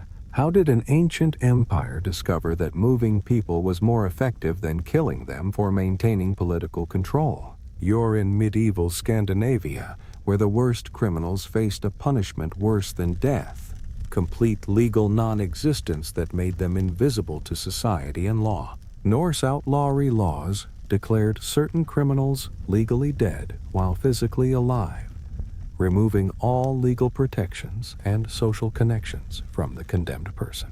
Enforcement required community cooperation to completely ignore the outlaw's existence, making them unable to buy food, seek shelter, or receive help from any member of society. Outlaws survived by hiding in wilderness areas, forming bands with other outcasts, or fleeing to foreign lands where their legal death sentence held no authority. The system created a form of social death that was often more devastating than physical execution, forcing criminals to live as ghosts within their own communities. Some outlaws eventually earned restoration to legal life through extraordinary acts of service, while others spent years as legally non-existent people struggling to survive without social connections. When did societies decide that making someone legally invisible was crueler than simply killing them? You're on the Silk Road, where Mongol law made harming diplomatic messengers punishable by complete destruction of the offender's city, family, and all associated communities. The Mongol Empire established absolute diplomatic immunity for official messengers, treating attacks on ambassadors as acts of war, requiring total retaliation against entire populations. Enforcement involved Mongol military responses that deliberately exceeded proportionality, destroying whole cities to demonstrate the consequences of violating diplomatic protection laws. Some communities attempted to avoid responsibility by claiming ignorance of messenger status or blaming attacks on bandits, but Mongol investigators rarely accepted such explanations. The system created unprecedented safety for international communication, while establishing the principle that diplomatic immunity was worth defending through overwhelming force. The laws successfully protected diplomatic communication across the vast empire, while demonstrating that violating diplomatic immunity carried consequences far exceeding the original offense. How did history's largest land empire decide that protecting messengers was worth destroying entire cities? You're in ancient Celtic territories where cutting trees in sacred groves without priestly permission was punishable by ritual sacrifice to appease the angered forest spirits. Celtic law protected certain forests as divine property, making unauthorized logging equivalent to theft from the gods themselves. Enforcement involved druidic priests who monitored sacred groves, investigated tree damage, and determined appropriate penalties for violations of forest sanctity. Communities developed careful protocols for obtaining wood from sacred areas, requiring elaborate ceremonies and priestly approval for even minor tree trimming. The system created protected forests that served ecological and religious functions while demonstrating Celtic beliefs about the spiritual significance of natural environments. Some communities secretly harvested sacred wood for desperate needs, risking divine punishment and legal consequences for survival during harsh winters or emergencies. When did trees become so sacred that cutting them was considered a crime against the gods themselves? You're in ancient Persia, where allowing sacred fires to extinguish carried severe legal penalties, including exile, heavy fines, and ritual purification requirements lasting months or years. Zoroastrian law made fire maintenance a legal duty for designated priests and community members, treating extinguished sacred flames as religious crimes requiring immediate correction. Enforcement involved temple inspectors who monitored flame status, investigated any interruptions in fire maintenance, and ensured proper rituals for rekindling accidentally extinguished sacred fires. Communities developed backup systems with multiple firekeepers, protected fuel supplies, and elaborate protocols for transferring fire maintenance responsibilities during illnesses or emergencies. The system created a network of continuously burning fires across the Persian Empire, while demonstrating the legal importance of religious observance in Zoroastrian society. Some communities maintained secret backup flames to avoid legal consequences if their primary sacred fire was accidentally extinguished during storms or other emergencies. How did ancient civilizations decide that keeping fires burning was important enough to make their extinction a criminal offense? You're sitting in the Colosseum, where the crowd's gesture determined whether a defeated gladiator lived or died, creating the world's most brutal form of direct democracy. Roman law gave spectators final authority over gladiator executions, with thumb signals indicating mercy or death for warriors who had fought bravely but lost their matches. Enforcement relied on crowd consensus and imperial approval, as emperors could override popular decisions while maintaining the illusion of democratic participation in life and death choices. Gladiators developed techniques for winning crowd sympathy. Dramatic fighting styles, memorable personalities, and strategic displays of courage designed to earn mercy from fickle audiences. The system created professional entertainers who balanced genuine combat skill with theatrical performance, knowing their survival depended as much on popularity as fighting ability. Some gladiators became crowd favorites who rarely faced death votes, while others struggled to connect with audiences despite superior combat skills, making charisma as important as sword work for survival. When did entertainment become a literal matter of life and death decided by audience applause? You're in the Andes, where entire communities faced punishment for crimes committed by any member, creating a system where personal responsibility became collective obligation. Inca law made family groups and villages jointly liable for individual criminal behavior, with punishments ranging from reduced food rations to forced labor for entire communities. Enforcement involved administrative officials who tracked family relationships and village membership to determine appropriate collective consequences for individual criminal acts. Communities developed sophisticated internal justice systems to prevent individual crimes that would trigger group punishments, creating peer pressure and social control mechanisms. The system encouraged community policing and mutual responsibility, while making crime prevention everyone's concern within tightly organized social units. Some villages attempted to exile potential troublemakers before their crimes could trigger collective punishment, while others developed rehabilitation programs to prevent repeat offenses that would harm the entire community. How did an ancient empire make every citizen responsible for their neighbor's behavior through legal mandate? You're in ancient Mesopotamia, where female tavern keepers faced execution for watering down beer or allowing conspiracies to form in their establishments. Hammurabi's code made tavern regulation a capital offense, treating beer quality and political surveillance as matters of life and death for business owners. Enforcement involved surprise inspections, quality testing, and informant networks that monitored both product standards and customer conversations in drinking establishments. Tavern keepers developed elaborate security measures, testing equipment for beer strength, loyalty oaths for customers, and emergency procedures for dispersing suspicious gatherings before authorities arrived.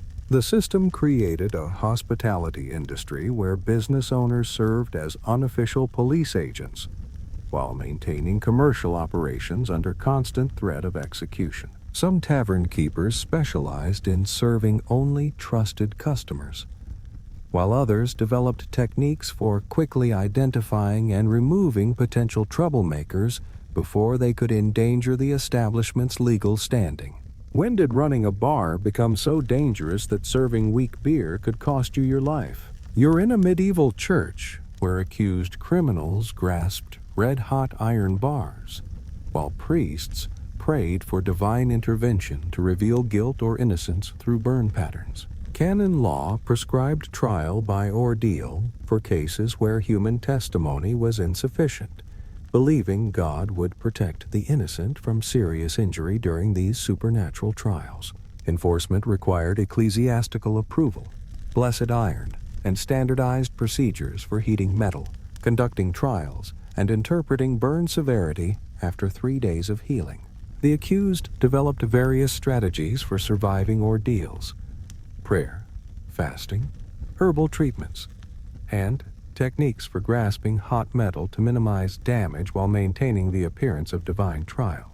Some priests secretly adjusted iron temperatures or provided medical treatments that influenced healing patterns, while others strictly followed prescribed procedures regardless of personal opinions about guilt or innocence. The system gradually disappeared as legal authorities lost faith in supernatural justice and developed evidence-based trial procedures. How did medieval societies convince themselves that burns could reveal truth better than human investigation? You're in feudal Japan, where certain families were legally designated as untouchable, forbidden from normal social interaction, and restricted to specific occupations involving death and leather. Japanese law created the ETA caste system that made social status hereditary and unchangeable, condemning entire family lines to permanent legal inferiority. Enforcement involved community cooperation to maintain social barriers,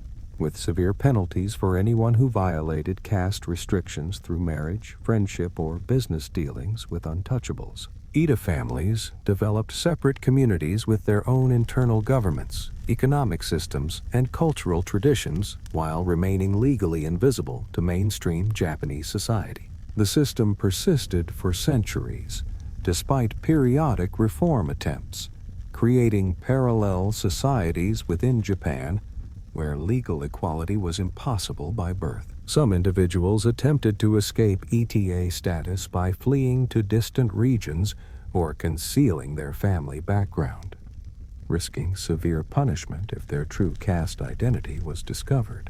How did a society create legal categories of people who were simultaneously essential and untouchable? You're in ancient Ireland where every person's legal testimony was valued according to their honor price, creating a system where reputation literally determined justice.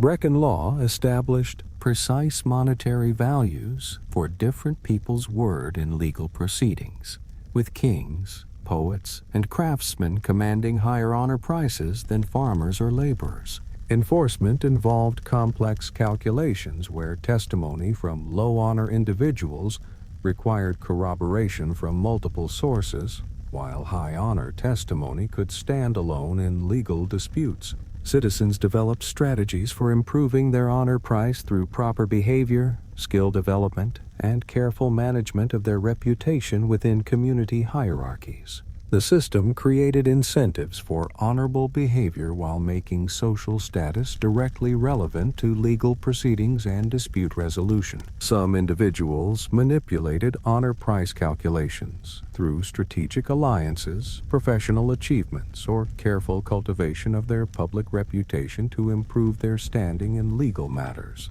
When did ancient societies decide that some people's words were literally worth more than others in court? You're in ancient Assyria, where rape victims could be forced to marry their attackers as legal remedy, creating one of history's most twisted approaches to sexual violence.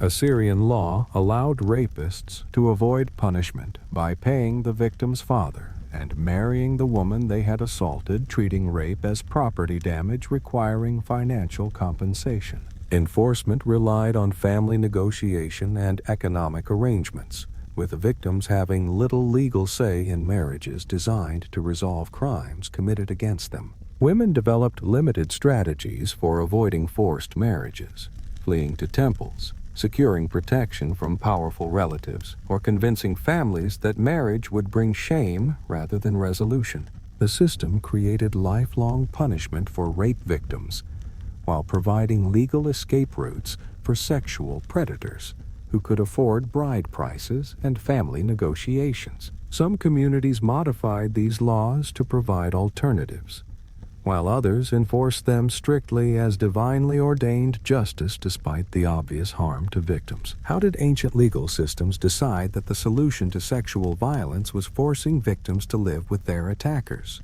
You're with a Roman legion where cowardice or mutiny resulted in decimation, the systematic execution of every 10th soldier regardless of individual guilt or innocence. Roman military law prescribed this collective punishment for units that failed in battle or refused orders, making survival a matter of random chance rather than personal behavior. Enforcement involved drawing lots among soldiers, with those selected facing execution by their own comrades in carefully orchestrated ceremonies designed to restore discipline through terror. Soldiers developed various coping mechanisms for decimation threats: informal mutual support networks, careful attention to unit morale, and strategies for preventing the collective failures that triggered these deadly lotteries. The system successfully maintained discipline through fear while creating psychological trauma for survivors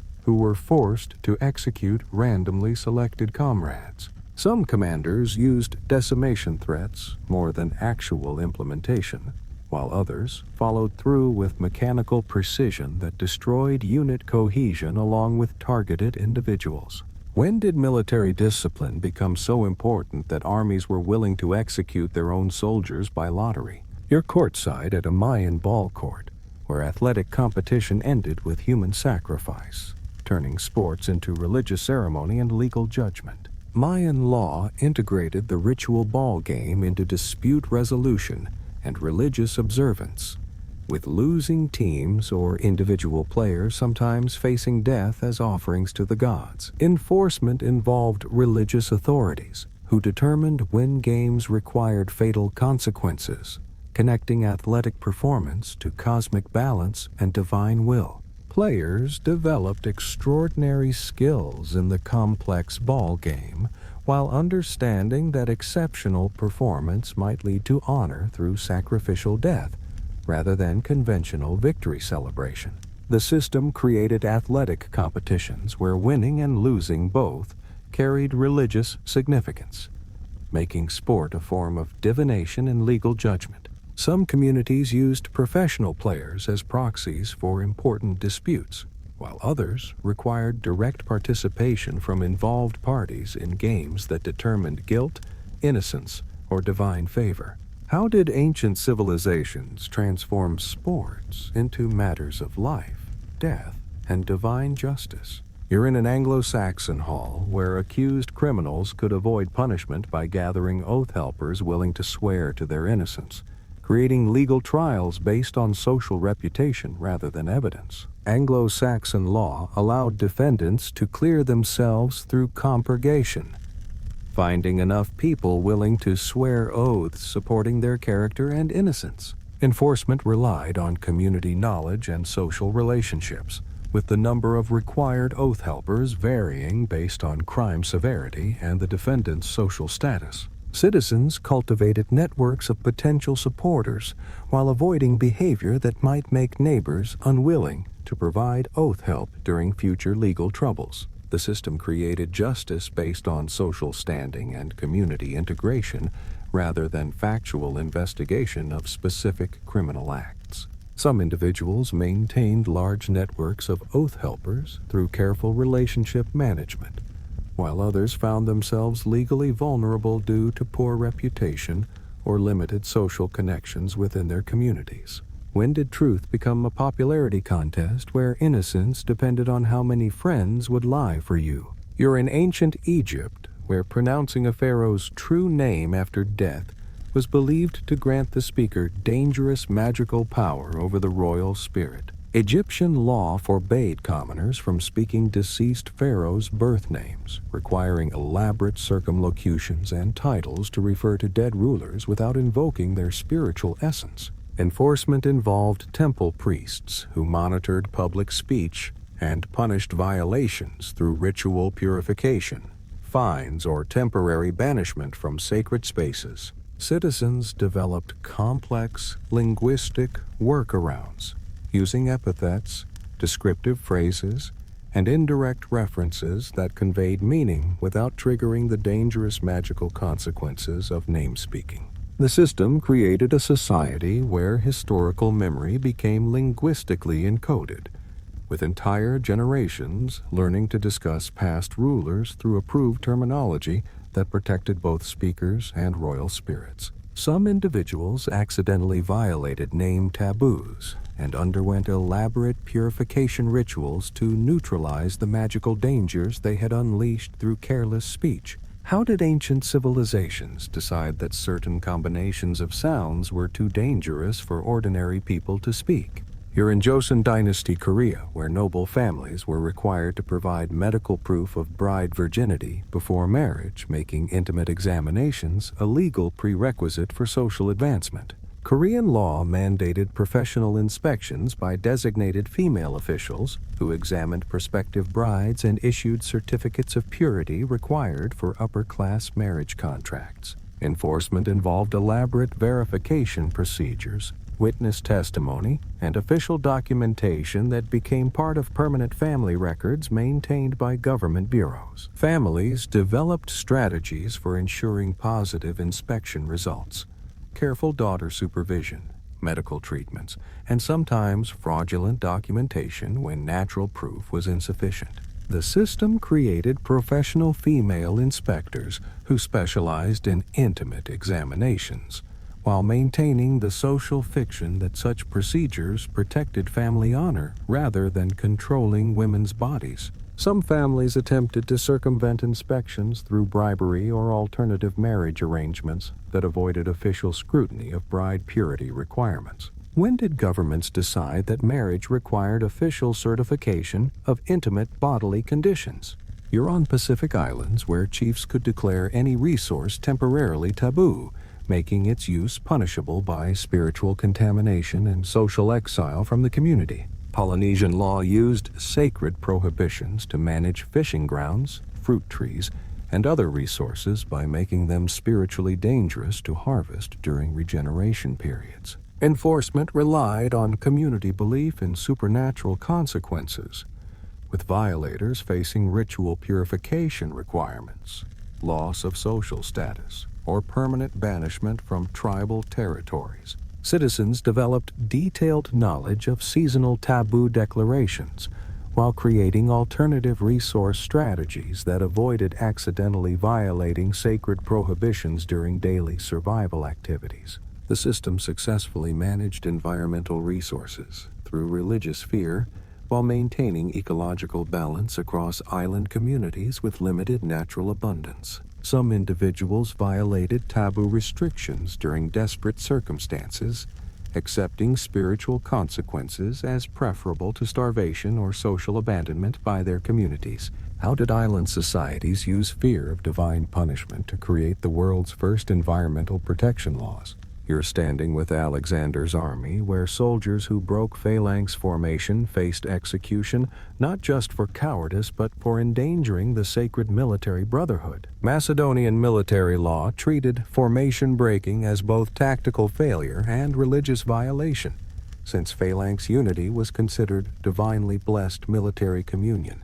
Enforcement involved immediate battlefield justice administered by surviving unit members who executed deserters as both military necessity and religious obligation to maintain divine favor. Soldiers developed intense psychological bonds with formation mates while understanding that individual survival meant nothing compared to collective military effectiveness and spiritual unity. The system created armies that functioned as religious organizations where military discipline became indistinguishable from sacred duty to gods and comrades. Some soldiers attempted to maintain formation despite severe injuries, preferring death in ranks to the dishonor and divine punishment associated with breaking the sacred military formation. When did military tactics become so sacred that breaking ranks was treated as both treason and blasphemy?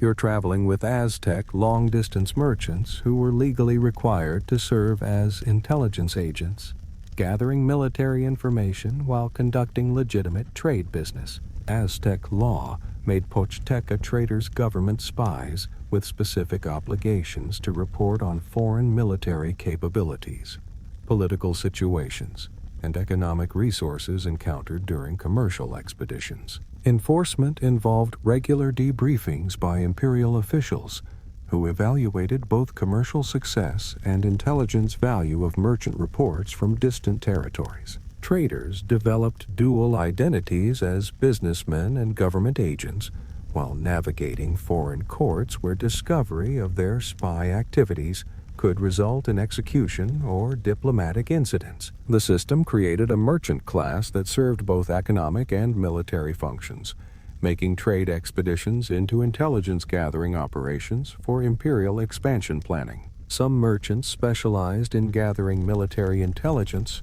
while others focused on commercial activities, creating informal divisions within the legally unified trader-spy profession. How did an ancient empire turn its traveling salesman into a professional intelligence service? You're in the Islamic world, where men could legally serve in royal harems only after undergoing castration to eliminate sexual threat to imperial women. Islamic law permitted eunuchs to interact freely with secluded women while maintaining strict gender separation required by religious and social customs. Enforcement involved medical verification of castration status and regular inspections to ensure no intact men gained unauthorized access to women's quarters in palaces and wealthy households. Some men voluntarily accepted castration for career advancement in imperial service, while others were forced into the procedure through slavery or family desperation during economic hardship. The system created a class of men who gained social mobility and political influence through sexual sacrifice, often rising to powerful administrative positions within Islamic governments. Eunuch officials developed their own political networks and cultural traditions, while serving as intermediaries between male rulers and female family members in gender-segregated societies. When did societies decide that sexual mutilation was an acceptable price for certain career opportunities? You're with Viking warriors, where entering berserker battle rage was both legally protected behavior and potentially criminal act depending on circumstances and targets. Norse law recognized berserker fury as legitimate military technique while holding warriors responsible for collateral damage caused during episodes of ritualized combat madness. Enforcement involved post-battle evaluation of berserker actions, with communities determining whether rage-induced violence was justified by military necessity or constituted criminal behavior requiring compensation. Warriors who entered berserker states developed techniques for controlling and directing their fury while accepting legal responsibility for any inappropriate violence committed during episodes of ritualized madness. The system created legal frameworks for managing psychological warriors whose effectiveness in battle came with risks to friendly populations and non-combatant civilians. Some berserkers learned to channel their rage exclusively against enemies, while others struggled to control the psychological states that made them valuable but dangerous military assets. How did warrior societies create legal protections for temporary insanity while maintaining accountability for its consequences? You're in imperial China, where male civil servants' wives were exempt from foot-binding requirements, creating a legal distinction between official and merchant-class women. Chinese law allowed Mandarin families to maintain natural feet for wives and daughters, while requiring foot-binding for women in commercial families seeking social advancement. Enforcement involved social verification of husbands' official status and periodic inspections to ensure compliance with class-specific foot-binding requirements during public ceremonies and court appearances. The exemption created complex social hierarchies where physical deformation indicated both elite status and exclusion from the highest government circles within Chinese society. Some families attempted to fraudulently claim official exemptions, while others deliberately chose foot-binding despite legal alternatives to maintain social appearance of wealth and status. The system reinforced class distinctions through differential application of physically harmful beauty standards based on male family members' government employment status. When did legal systems decide that physical deformation requirements should vary based on your husband's job? You're in ancient Babylon, where court decisions could be determined by examining sheep livers, making anatomical interpretation a legitimate form of legal evidence and judicial process. Babylonian law permitted haruspicy as acceptable method for resolving disputes when human testimony was insufficient or contradictory between competing parties. Enforcement required trained priests who specialized in organ interpretation and could provide expert testimony about divine will revealed through animal anatomy examination. Citizens developed strategies for influencing divination results, selecting specific animals, timing rituals for favorable conditions, and employing skilled haruspices known for producing desired interpretations. The system created professional diviners who served judicial functions while maintaining religious authority over supernatural legal procedures that supplemented conventional court processes. Some communities relied heavily on liver divination for major legal decisions, while others used the practice selectively for cases where conventional evidence was inadequate. How did ancient legal systems convince themselves that animal organs contained reliable information about human justice? You're watching professional fighters battle on behalf of legal disputants who were too elderly, disabled, or female to engage in personal combat trials. Frankish law allowed parties to hire champions for trial by combat while maintaining the legal fiction that divine judgment would favor the righteous cause regardless of warrior skill. Enforcement involved elaborate regulations governing champion qualifications, combat procedures, and legal responsibility for hired fighters' performance in judicial duels. The system created professional legal warriors who made careers from representing clients in mortal combat rather than courtroom argument or evidence presentation. Some champions specialized in particular types of cases, while others developed reputations for consistent victory in judicial combat regardless of their client's actual guilt or innocence. Legal disputes increasingly became contests between hired fighters rather than tests of divine justice, transforming judicial combat into a form of legalized violence between professional warriors fighting for pay. Hey friends, if you love this series exploring history's strangest laws, don't forget to subscribe for more fascinating tales from the past. When did legal systems decide that the best way to determine truth was hiring professional fighters to battle for your case? You're on a windswept Tibetan mountaintop where traditional law required human corpses to be dismembered and fed to vultures as the preferred method of disposing of the dead. Tibetan Buddhist law made sky burial mandatory for most deaths, treating the practice as both practical necessity in frozen ground and religious duty to feed carrion birds considered sacred messengers. Enforcement involved specialized body breakers who performed the sacred dismemberment, while families observed strict protocols governing timing, location, and ritual procedures for proper corpse preparation. The system created professional corpse handlers who maintained detailed knowledge of proper techniques while serving essential religious functions in communities where conventional burial was impossible due to rocky terrain. Some families attempted alternative disposal methods, but faced social pressure and religious sanctions for violating traditional death customs that had sustained communities for centuries. The practice created a unique relationship between death and nature, where human bodies became offerings to mountain wildlife. You're witnessing the Inca Empire's systematic relocation of entire populations to prevent rebellion and maintain cultural unity across diverse territories spanning thousands of miles. Incan law required conquered peoples to relocate to distant regions where their languages and customs would be diluted among strangers from other ethnic groups throughout the empire. Enforcement involved military escorts and administrative officials who managed complex logistics of moving thousands of families across mountainous terrain to designated settlement areas far from their ancestral homes. The policy successfully prevented regional rebellions while creating multicultural communities bound together by shared displacement rather than traditional tribal loyalties that could threaten imperial authority.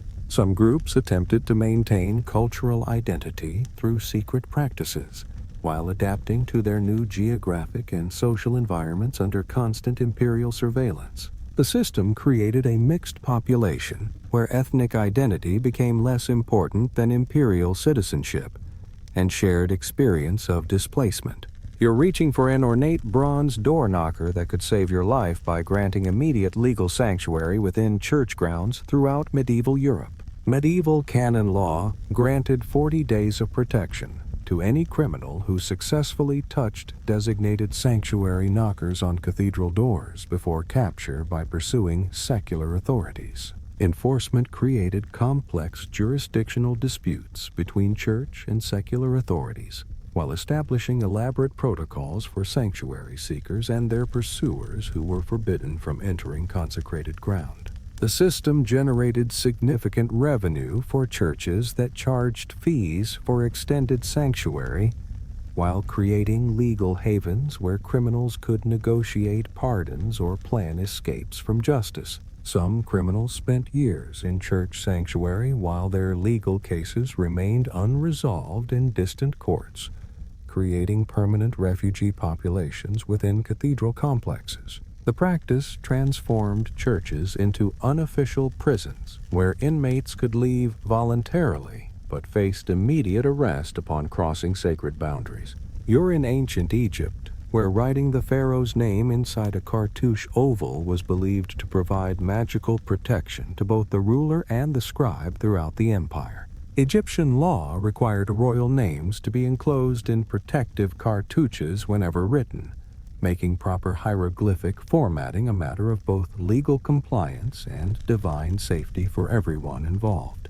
Enforcement involved temple scribes who monitored official documents and punished improper royal name formatting through ritual purification requirements and professional sanctions that could destroy careers. The system created elaborate writing protocols where scribal errors could endanger both royal spirits and document authenticity throughout the empire, making literacy a dangerous profession requiring supernatural knowledge. Some scribes developed exceptional expertise in cartouche construction, while others faced career destruction for formatting mistakes that allegedly weakened pharaonic power through improper magical protection. The practice made every written document a potential magical artifact, requiring proper ritual construction. You're in ancient Ireland, where druids could place Gaelic spells on individuals, creating magically binding legal obligations that carried supernatural enforcement mechanisms throughout Celtic society. Celtic law recognized Gaelic as legitimate contracts enforceable through divine punishment rather than human authorities, making supernatural compulsions legally equivalent to written agreements. Enforcement relied on community belief in supernatural consequences for Gaelic violation, with offenders facing social ostracism and spiritual contamination that could affect entire family lines. The system created professional druids who specialized in crafting appropriate Gaelic obligations while serving judicial functions through magical contract creation that bound individuals to specific behaviors. Some individuals attempted to avoid Gaelic obligations through clever interpretation of magical wording, while others accepted magical compulsions as legitimate legal restrictions imposed by divine authority. The practice created a legal system where supernatural obligations carried equal weight with conventional contracts and agreements. You're in Tenochtitlan, where land ownership belonged to neighborhood councils rather than individuals, creating collective property rights enforced through community labor obligations and shared taxation. Aztec law made Calpulli districts collectively responsible for land management, taxation, and member behavior within territorial boundaries established by imperial administrators. Enforcement involved neighborhood leaders who allocated individual plots while maintaining collective ownership and shared responsibility for community obligations, including military service and tribute payments. The system prevented individual land accumulation while ensuring community support for members who faced temporary difficulties or disabilities that threatened their ability to contribute. Some individuals attempted to claim permanent ownership, while others accepted collective property rights as natural social organization that protected everyone from economic disaster. The practice created neighborhoods that functioned as extended families with shared economic interests and mutual support obligations. You are receiving imperial land grants that must be repaid through annual military service rather than monetary taxation or feudal obligations throughout the Byzantine Empire. Byzantine law created the pronoia system where soldiers received temporary land rights in exchange for specific military duties during campaign seasons and imperial emergencies. Enforcement involved military inspectors who verified service completion and could revoke land grants for soldiers who failed to meet combat obligations or provide adequate military equipment. The system created professional military landholders who managed agricultural property while maintaining readiness for imperial military campaigns that could require months of service away from their farms. Some grant holders attempted to avoid military service through substitutes or bribes, while others developed efficient farming systems that supported both agricultural production and military preparedness. The practice transformed military service from temporary duty into permanent lifestyle, combining farming and fighting as integrated occupations. You're in Hawaii, where kapu laws strictly regulated when and where men and women could eat, work, or socialize together within community spaces throughout the island chain. Polynesian law made gender mixing taboo during certain activities, with violations punishable by death, exile, or ritual purification depending on severity and circumstances of the prohibited interaction. Enforcement relied on community vigilance and belief in supernatural consequences for kapu violation throughout island societies where everyone monitored everyone else's behavior. The system created parallel social structures where men and women maintained separate but interconnected community roles and responsibilities that required careful coordination without direct contact. Some individuals violated kapu restrictions during emergencies, while others developed elaborate protocols for necessary cross-gender interaction that avoided supernatural contamination. The practice made daily life an exercise in careful gender separation, where accidental contact could trigger severe legal and spiritual consequences. You're in ancient Mesopotamia, where temple law required certain women to serve as sacred prostitutes, making sexual service a form of religious worship and economic necessity throughout Sumerian cities. Sumerian law established temple prostitution as legitimate religious practice while regulating pricing, health requirements, and ritual procedures for sacred sexual encounters within consecrated temple grounds. Enforcement involved temple administrators who managed prostitute schedules and ensured compliance with religious protocols governing sacred sexuality practices that generated significant revenue for religious institutions. The system created professional religious sex workers who served both economic and spiritual functions within temple complexes throughout Mesopotamian cities, combining commerce with worship. Some women entered temple service voluntarily, while others were dedicated by families seeking religious favor or economic support through daughters' sacred service. The practice transformed sexual commerce into legitimate religious vocation, where physical intimacy became form of divine worship and community service.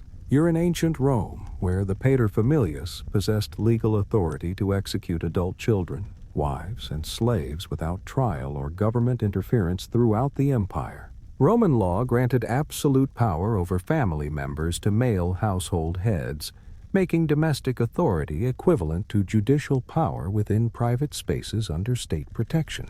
Enforcement relied on social acceptance rather than government intervention, since the state recognized family patriarchs as having legitimate authority over household members, regardless of age or achievements.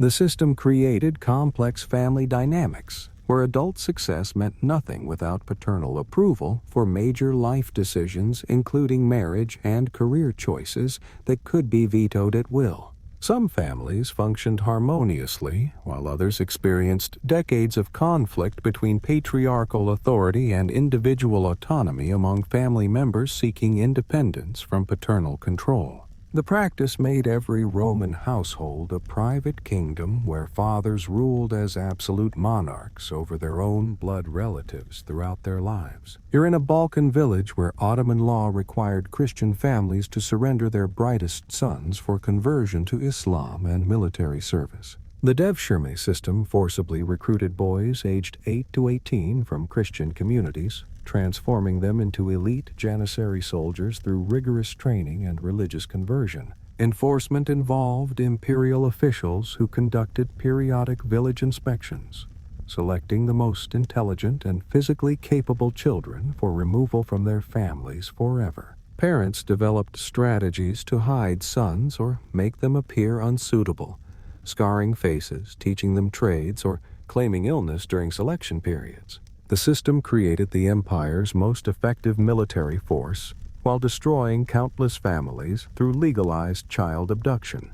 Some boys eventually achieved high government positions but could never return to their Christian families or homeland communities. How did an empire build its greatest strength by stealing children from the families it conquered? You're in Imperial China, where successful rebellion was considered proof of heaven's approval, making treason simultaneously the worst crime and the ultimate validation of legitimacy. Chinese law treated failed rebels as criminals, while recognizing successful revolutionaries as divinely chosen new dynasties with legitimate authority. Enforcement created a paradox, where the same actions were either capital crimes or divine mandate, depending entirely on their ultimate success or failure. Citizens lived in societies where supporting losing rebellions meant death, while supporting winning ones meant sharing in divine favor and political rewards. The system justified dynastic changes through theological reasoning while making political loyalty a dangerous gamble based on predicting heavenly will. Some officials carefully hedged their bets between competing claimants, while others remained loyal to failing dynasties and faced execution. When did legal systems decide that successful crime was evidence of divine approval rather than human achievement?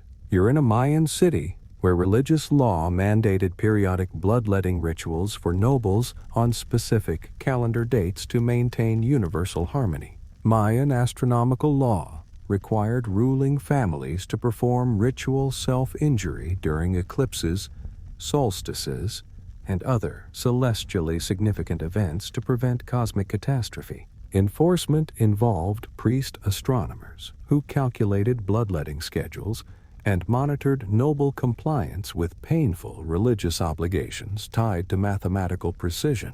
The system created a ruling class whose political authority depended on willingness to endure regular ritual suffering according to astronomical calculations. Some nobles attempted to minimize injury through careful technique, while others embraced extreme bloodletting as demonstration of spiritual commitment and political legitimacy. The practice made Maya leadership literally painful while connecting political power to cosmic responsibility through scheduled suffering. How did ancient astronomers convince rulers that mathematical precision required regularly scheduled self-torture? You're in early medieval England, where every body part had an exact legal price for compensation when injured, creating detailed tariffs for human anatomy. Anglo-Saxon law established precise bought payments for lost fingers, teeth, eyes, and limbs, with compensation varying based on the victim's social status and the injured body part's functional importance.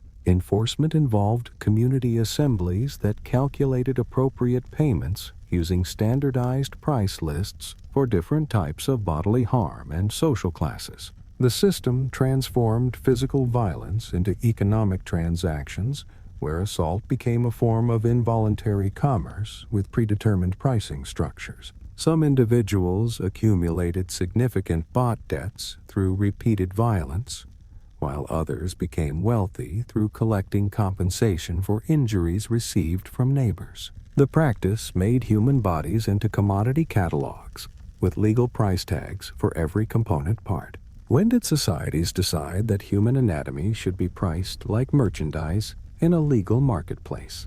You're in ancient Persia, where allowing impure substances to touch sacred fires was punishable by death, making fire maintenance a matter of life and death for temple keepers. Zoroastrian law treated fire contamination as the ultimate sacrilege, requiring immediate purification rituals and severe punishment for anyone who polluted sacred flames through careless handling.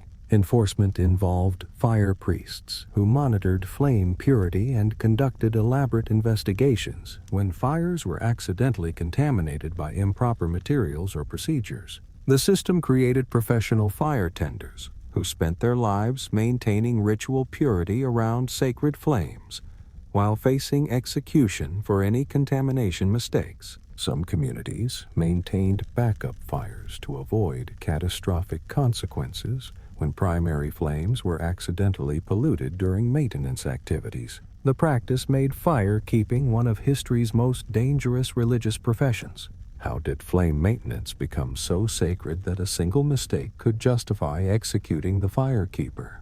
You're in the Andes, where imperial law required mass marriage ceremonies conducted by government officials who paired young people based on administrative convenience rather than personal choice. Inca marriage law prioritized efficient population management over individual preference, with state officials conducting annual ceremonies that married hundreds of couples simultaneously. Enforcement involved community leaders who identified unmarried individuals and ensured their participation in mandatory group wedding ceremonies organized by imperial administrators. The system prevented unmarried adults from becoming economic burdens, while ensuring population growth and social stability through centralized marriage planning. Some couples developed genuine affection after administrative pairing, while others endured loveless marriages imposed by government efficiency requirements. The practice transformed marriage from personal choice into state-administered population management policy. When did governments decide that love was less important than administrative efficiency in organizing human relationships? You're witnessing the creation of legal restrictions on church property ownership, where ecclesiastical dead hands could hold land in perpetuity without taxation or redistribution. Mortmain laws attempted to prevent churches from accumulating excessive property through donations and bequests that removed land from secular taxation and inheritance systems. Enforcement involved royal officials who monitored church acquisitions and imposed penalties for unauthorized property accumulation by religious institutions seeking permanent endowments. The system created ongoing conflicts between religious and secular authorities over property rights, taxation, and the economic power of ecclesiastical organizations. Some churches developed elaborate workarounds to acquire property indirectly, while others accepted restrictions to maintain peaceful relationships with secular rulers. The practice reflected deeper tensions about whether religious organizations should be subject to the same property laws as secular institutions. How did medieval societies grapple with religious institutions that could own property forever without paying taxes? You're in ancient Persia, where Sassanid law made social class completely hereditary, with legal punishments varying based on birth status rather than individual actions or achievements. Sassanid legal codes established 4 rigid social castes with different rights, punishments, and legal protections that could never be changed regardless of personal accomplishments or failures. Enforcement involved government registrars who maintained detailed genealogical records to verify social status and ensure appropriate legal treatment based on family background rather than individual merit. The system created a society where justice varied dramatically based on ancestry, making legal equality impossible within divinely ordained social hierarchies. Some individuals attempted to falsify their genealogical records to claim higher status, while others accepted their predetermined legal destiny as divinely ordained social order. The practice institutionalized inequality through legal codes that treated people as fundamentally different types of beings based solely on birth circumstances. When did legal systems decide that the circumstances of birth should determine the quality of justice forever? You're in the Australian outback, where tribal law required young people to survive alone in the wilderness for months to achieve adult status and community recognition. Aboriginal walkabout laws mandated solitary journeys through dangerous terrain as essential rites of passage that determined social standing and marriage eligibility within tribal communities. Enforcement involved elders who monitored walkabout preparations and verified completion of solo survival challenges that tested knowledge, courage, and spiritual connection to ancestral lands. The system created adults who had proven their ability to survive independently while maintaining deep connections to traditional territories and cultural knowledge. Some individuals extended their walkabouts beyond minimum requirements, while others struggled to complete the challenging solo journeys required for adult recognition. The practice made wilderness survival skills prerequisite for full community membership and social acceptance. How did societies develop legal systems where proving your humanity required surviving alone in one of Earth's harshest environments? You're in medieval Lithuania, where legal codes included specific procedures for prosecuting individuals accused of werewolf transformation, treating lycanthropy as a prosecutable crime rather than supernatural phenomenon. Lithuanian law established court procedures for werewolf trials, including evidence requirements, witness testimony standards, and punishments for proven shape-shifting that threatened community safety. Enforcement involved specialized investigators who examined evidence of supernatural transformation and conducted trials using established legal procedures adapted for extraordinary supernatural crimes. The system created legal frameworks for addressing community fears about shape-shifting, while maintaining procedural justice standards even for supernatural accusations. Some accused individuals provided alibis or counter-evidence to disprove werewolf charges, while others faced conviction based on circumstantial evidence and community testimony. The practice demonstrated how legal systems adapted to incorporate supernatural beliefs while maintaining conventional standards of evidence and due process. When did courtrooms become places where proving you weren't a werewolf required the same legal procedures as any other criminal trial?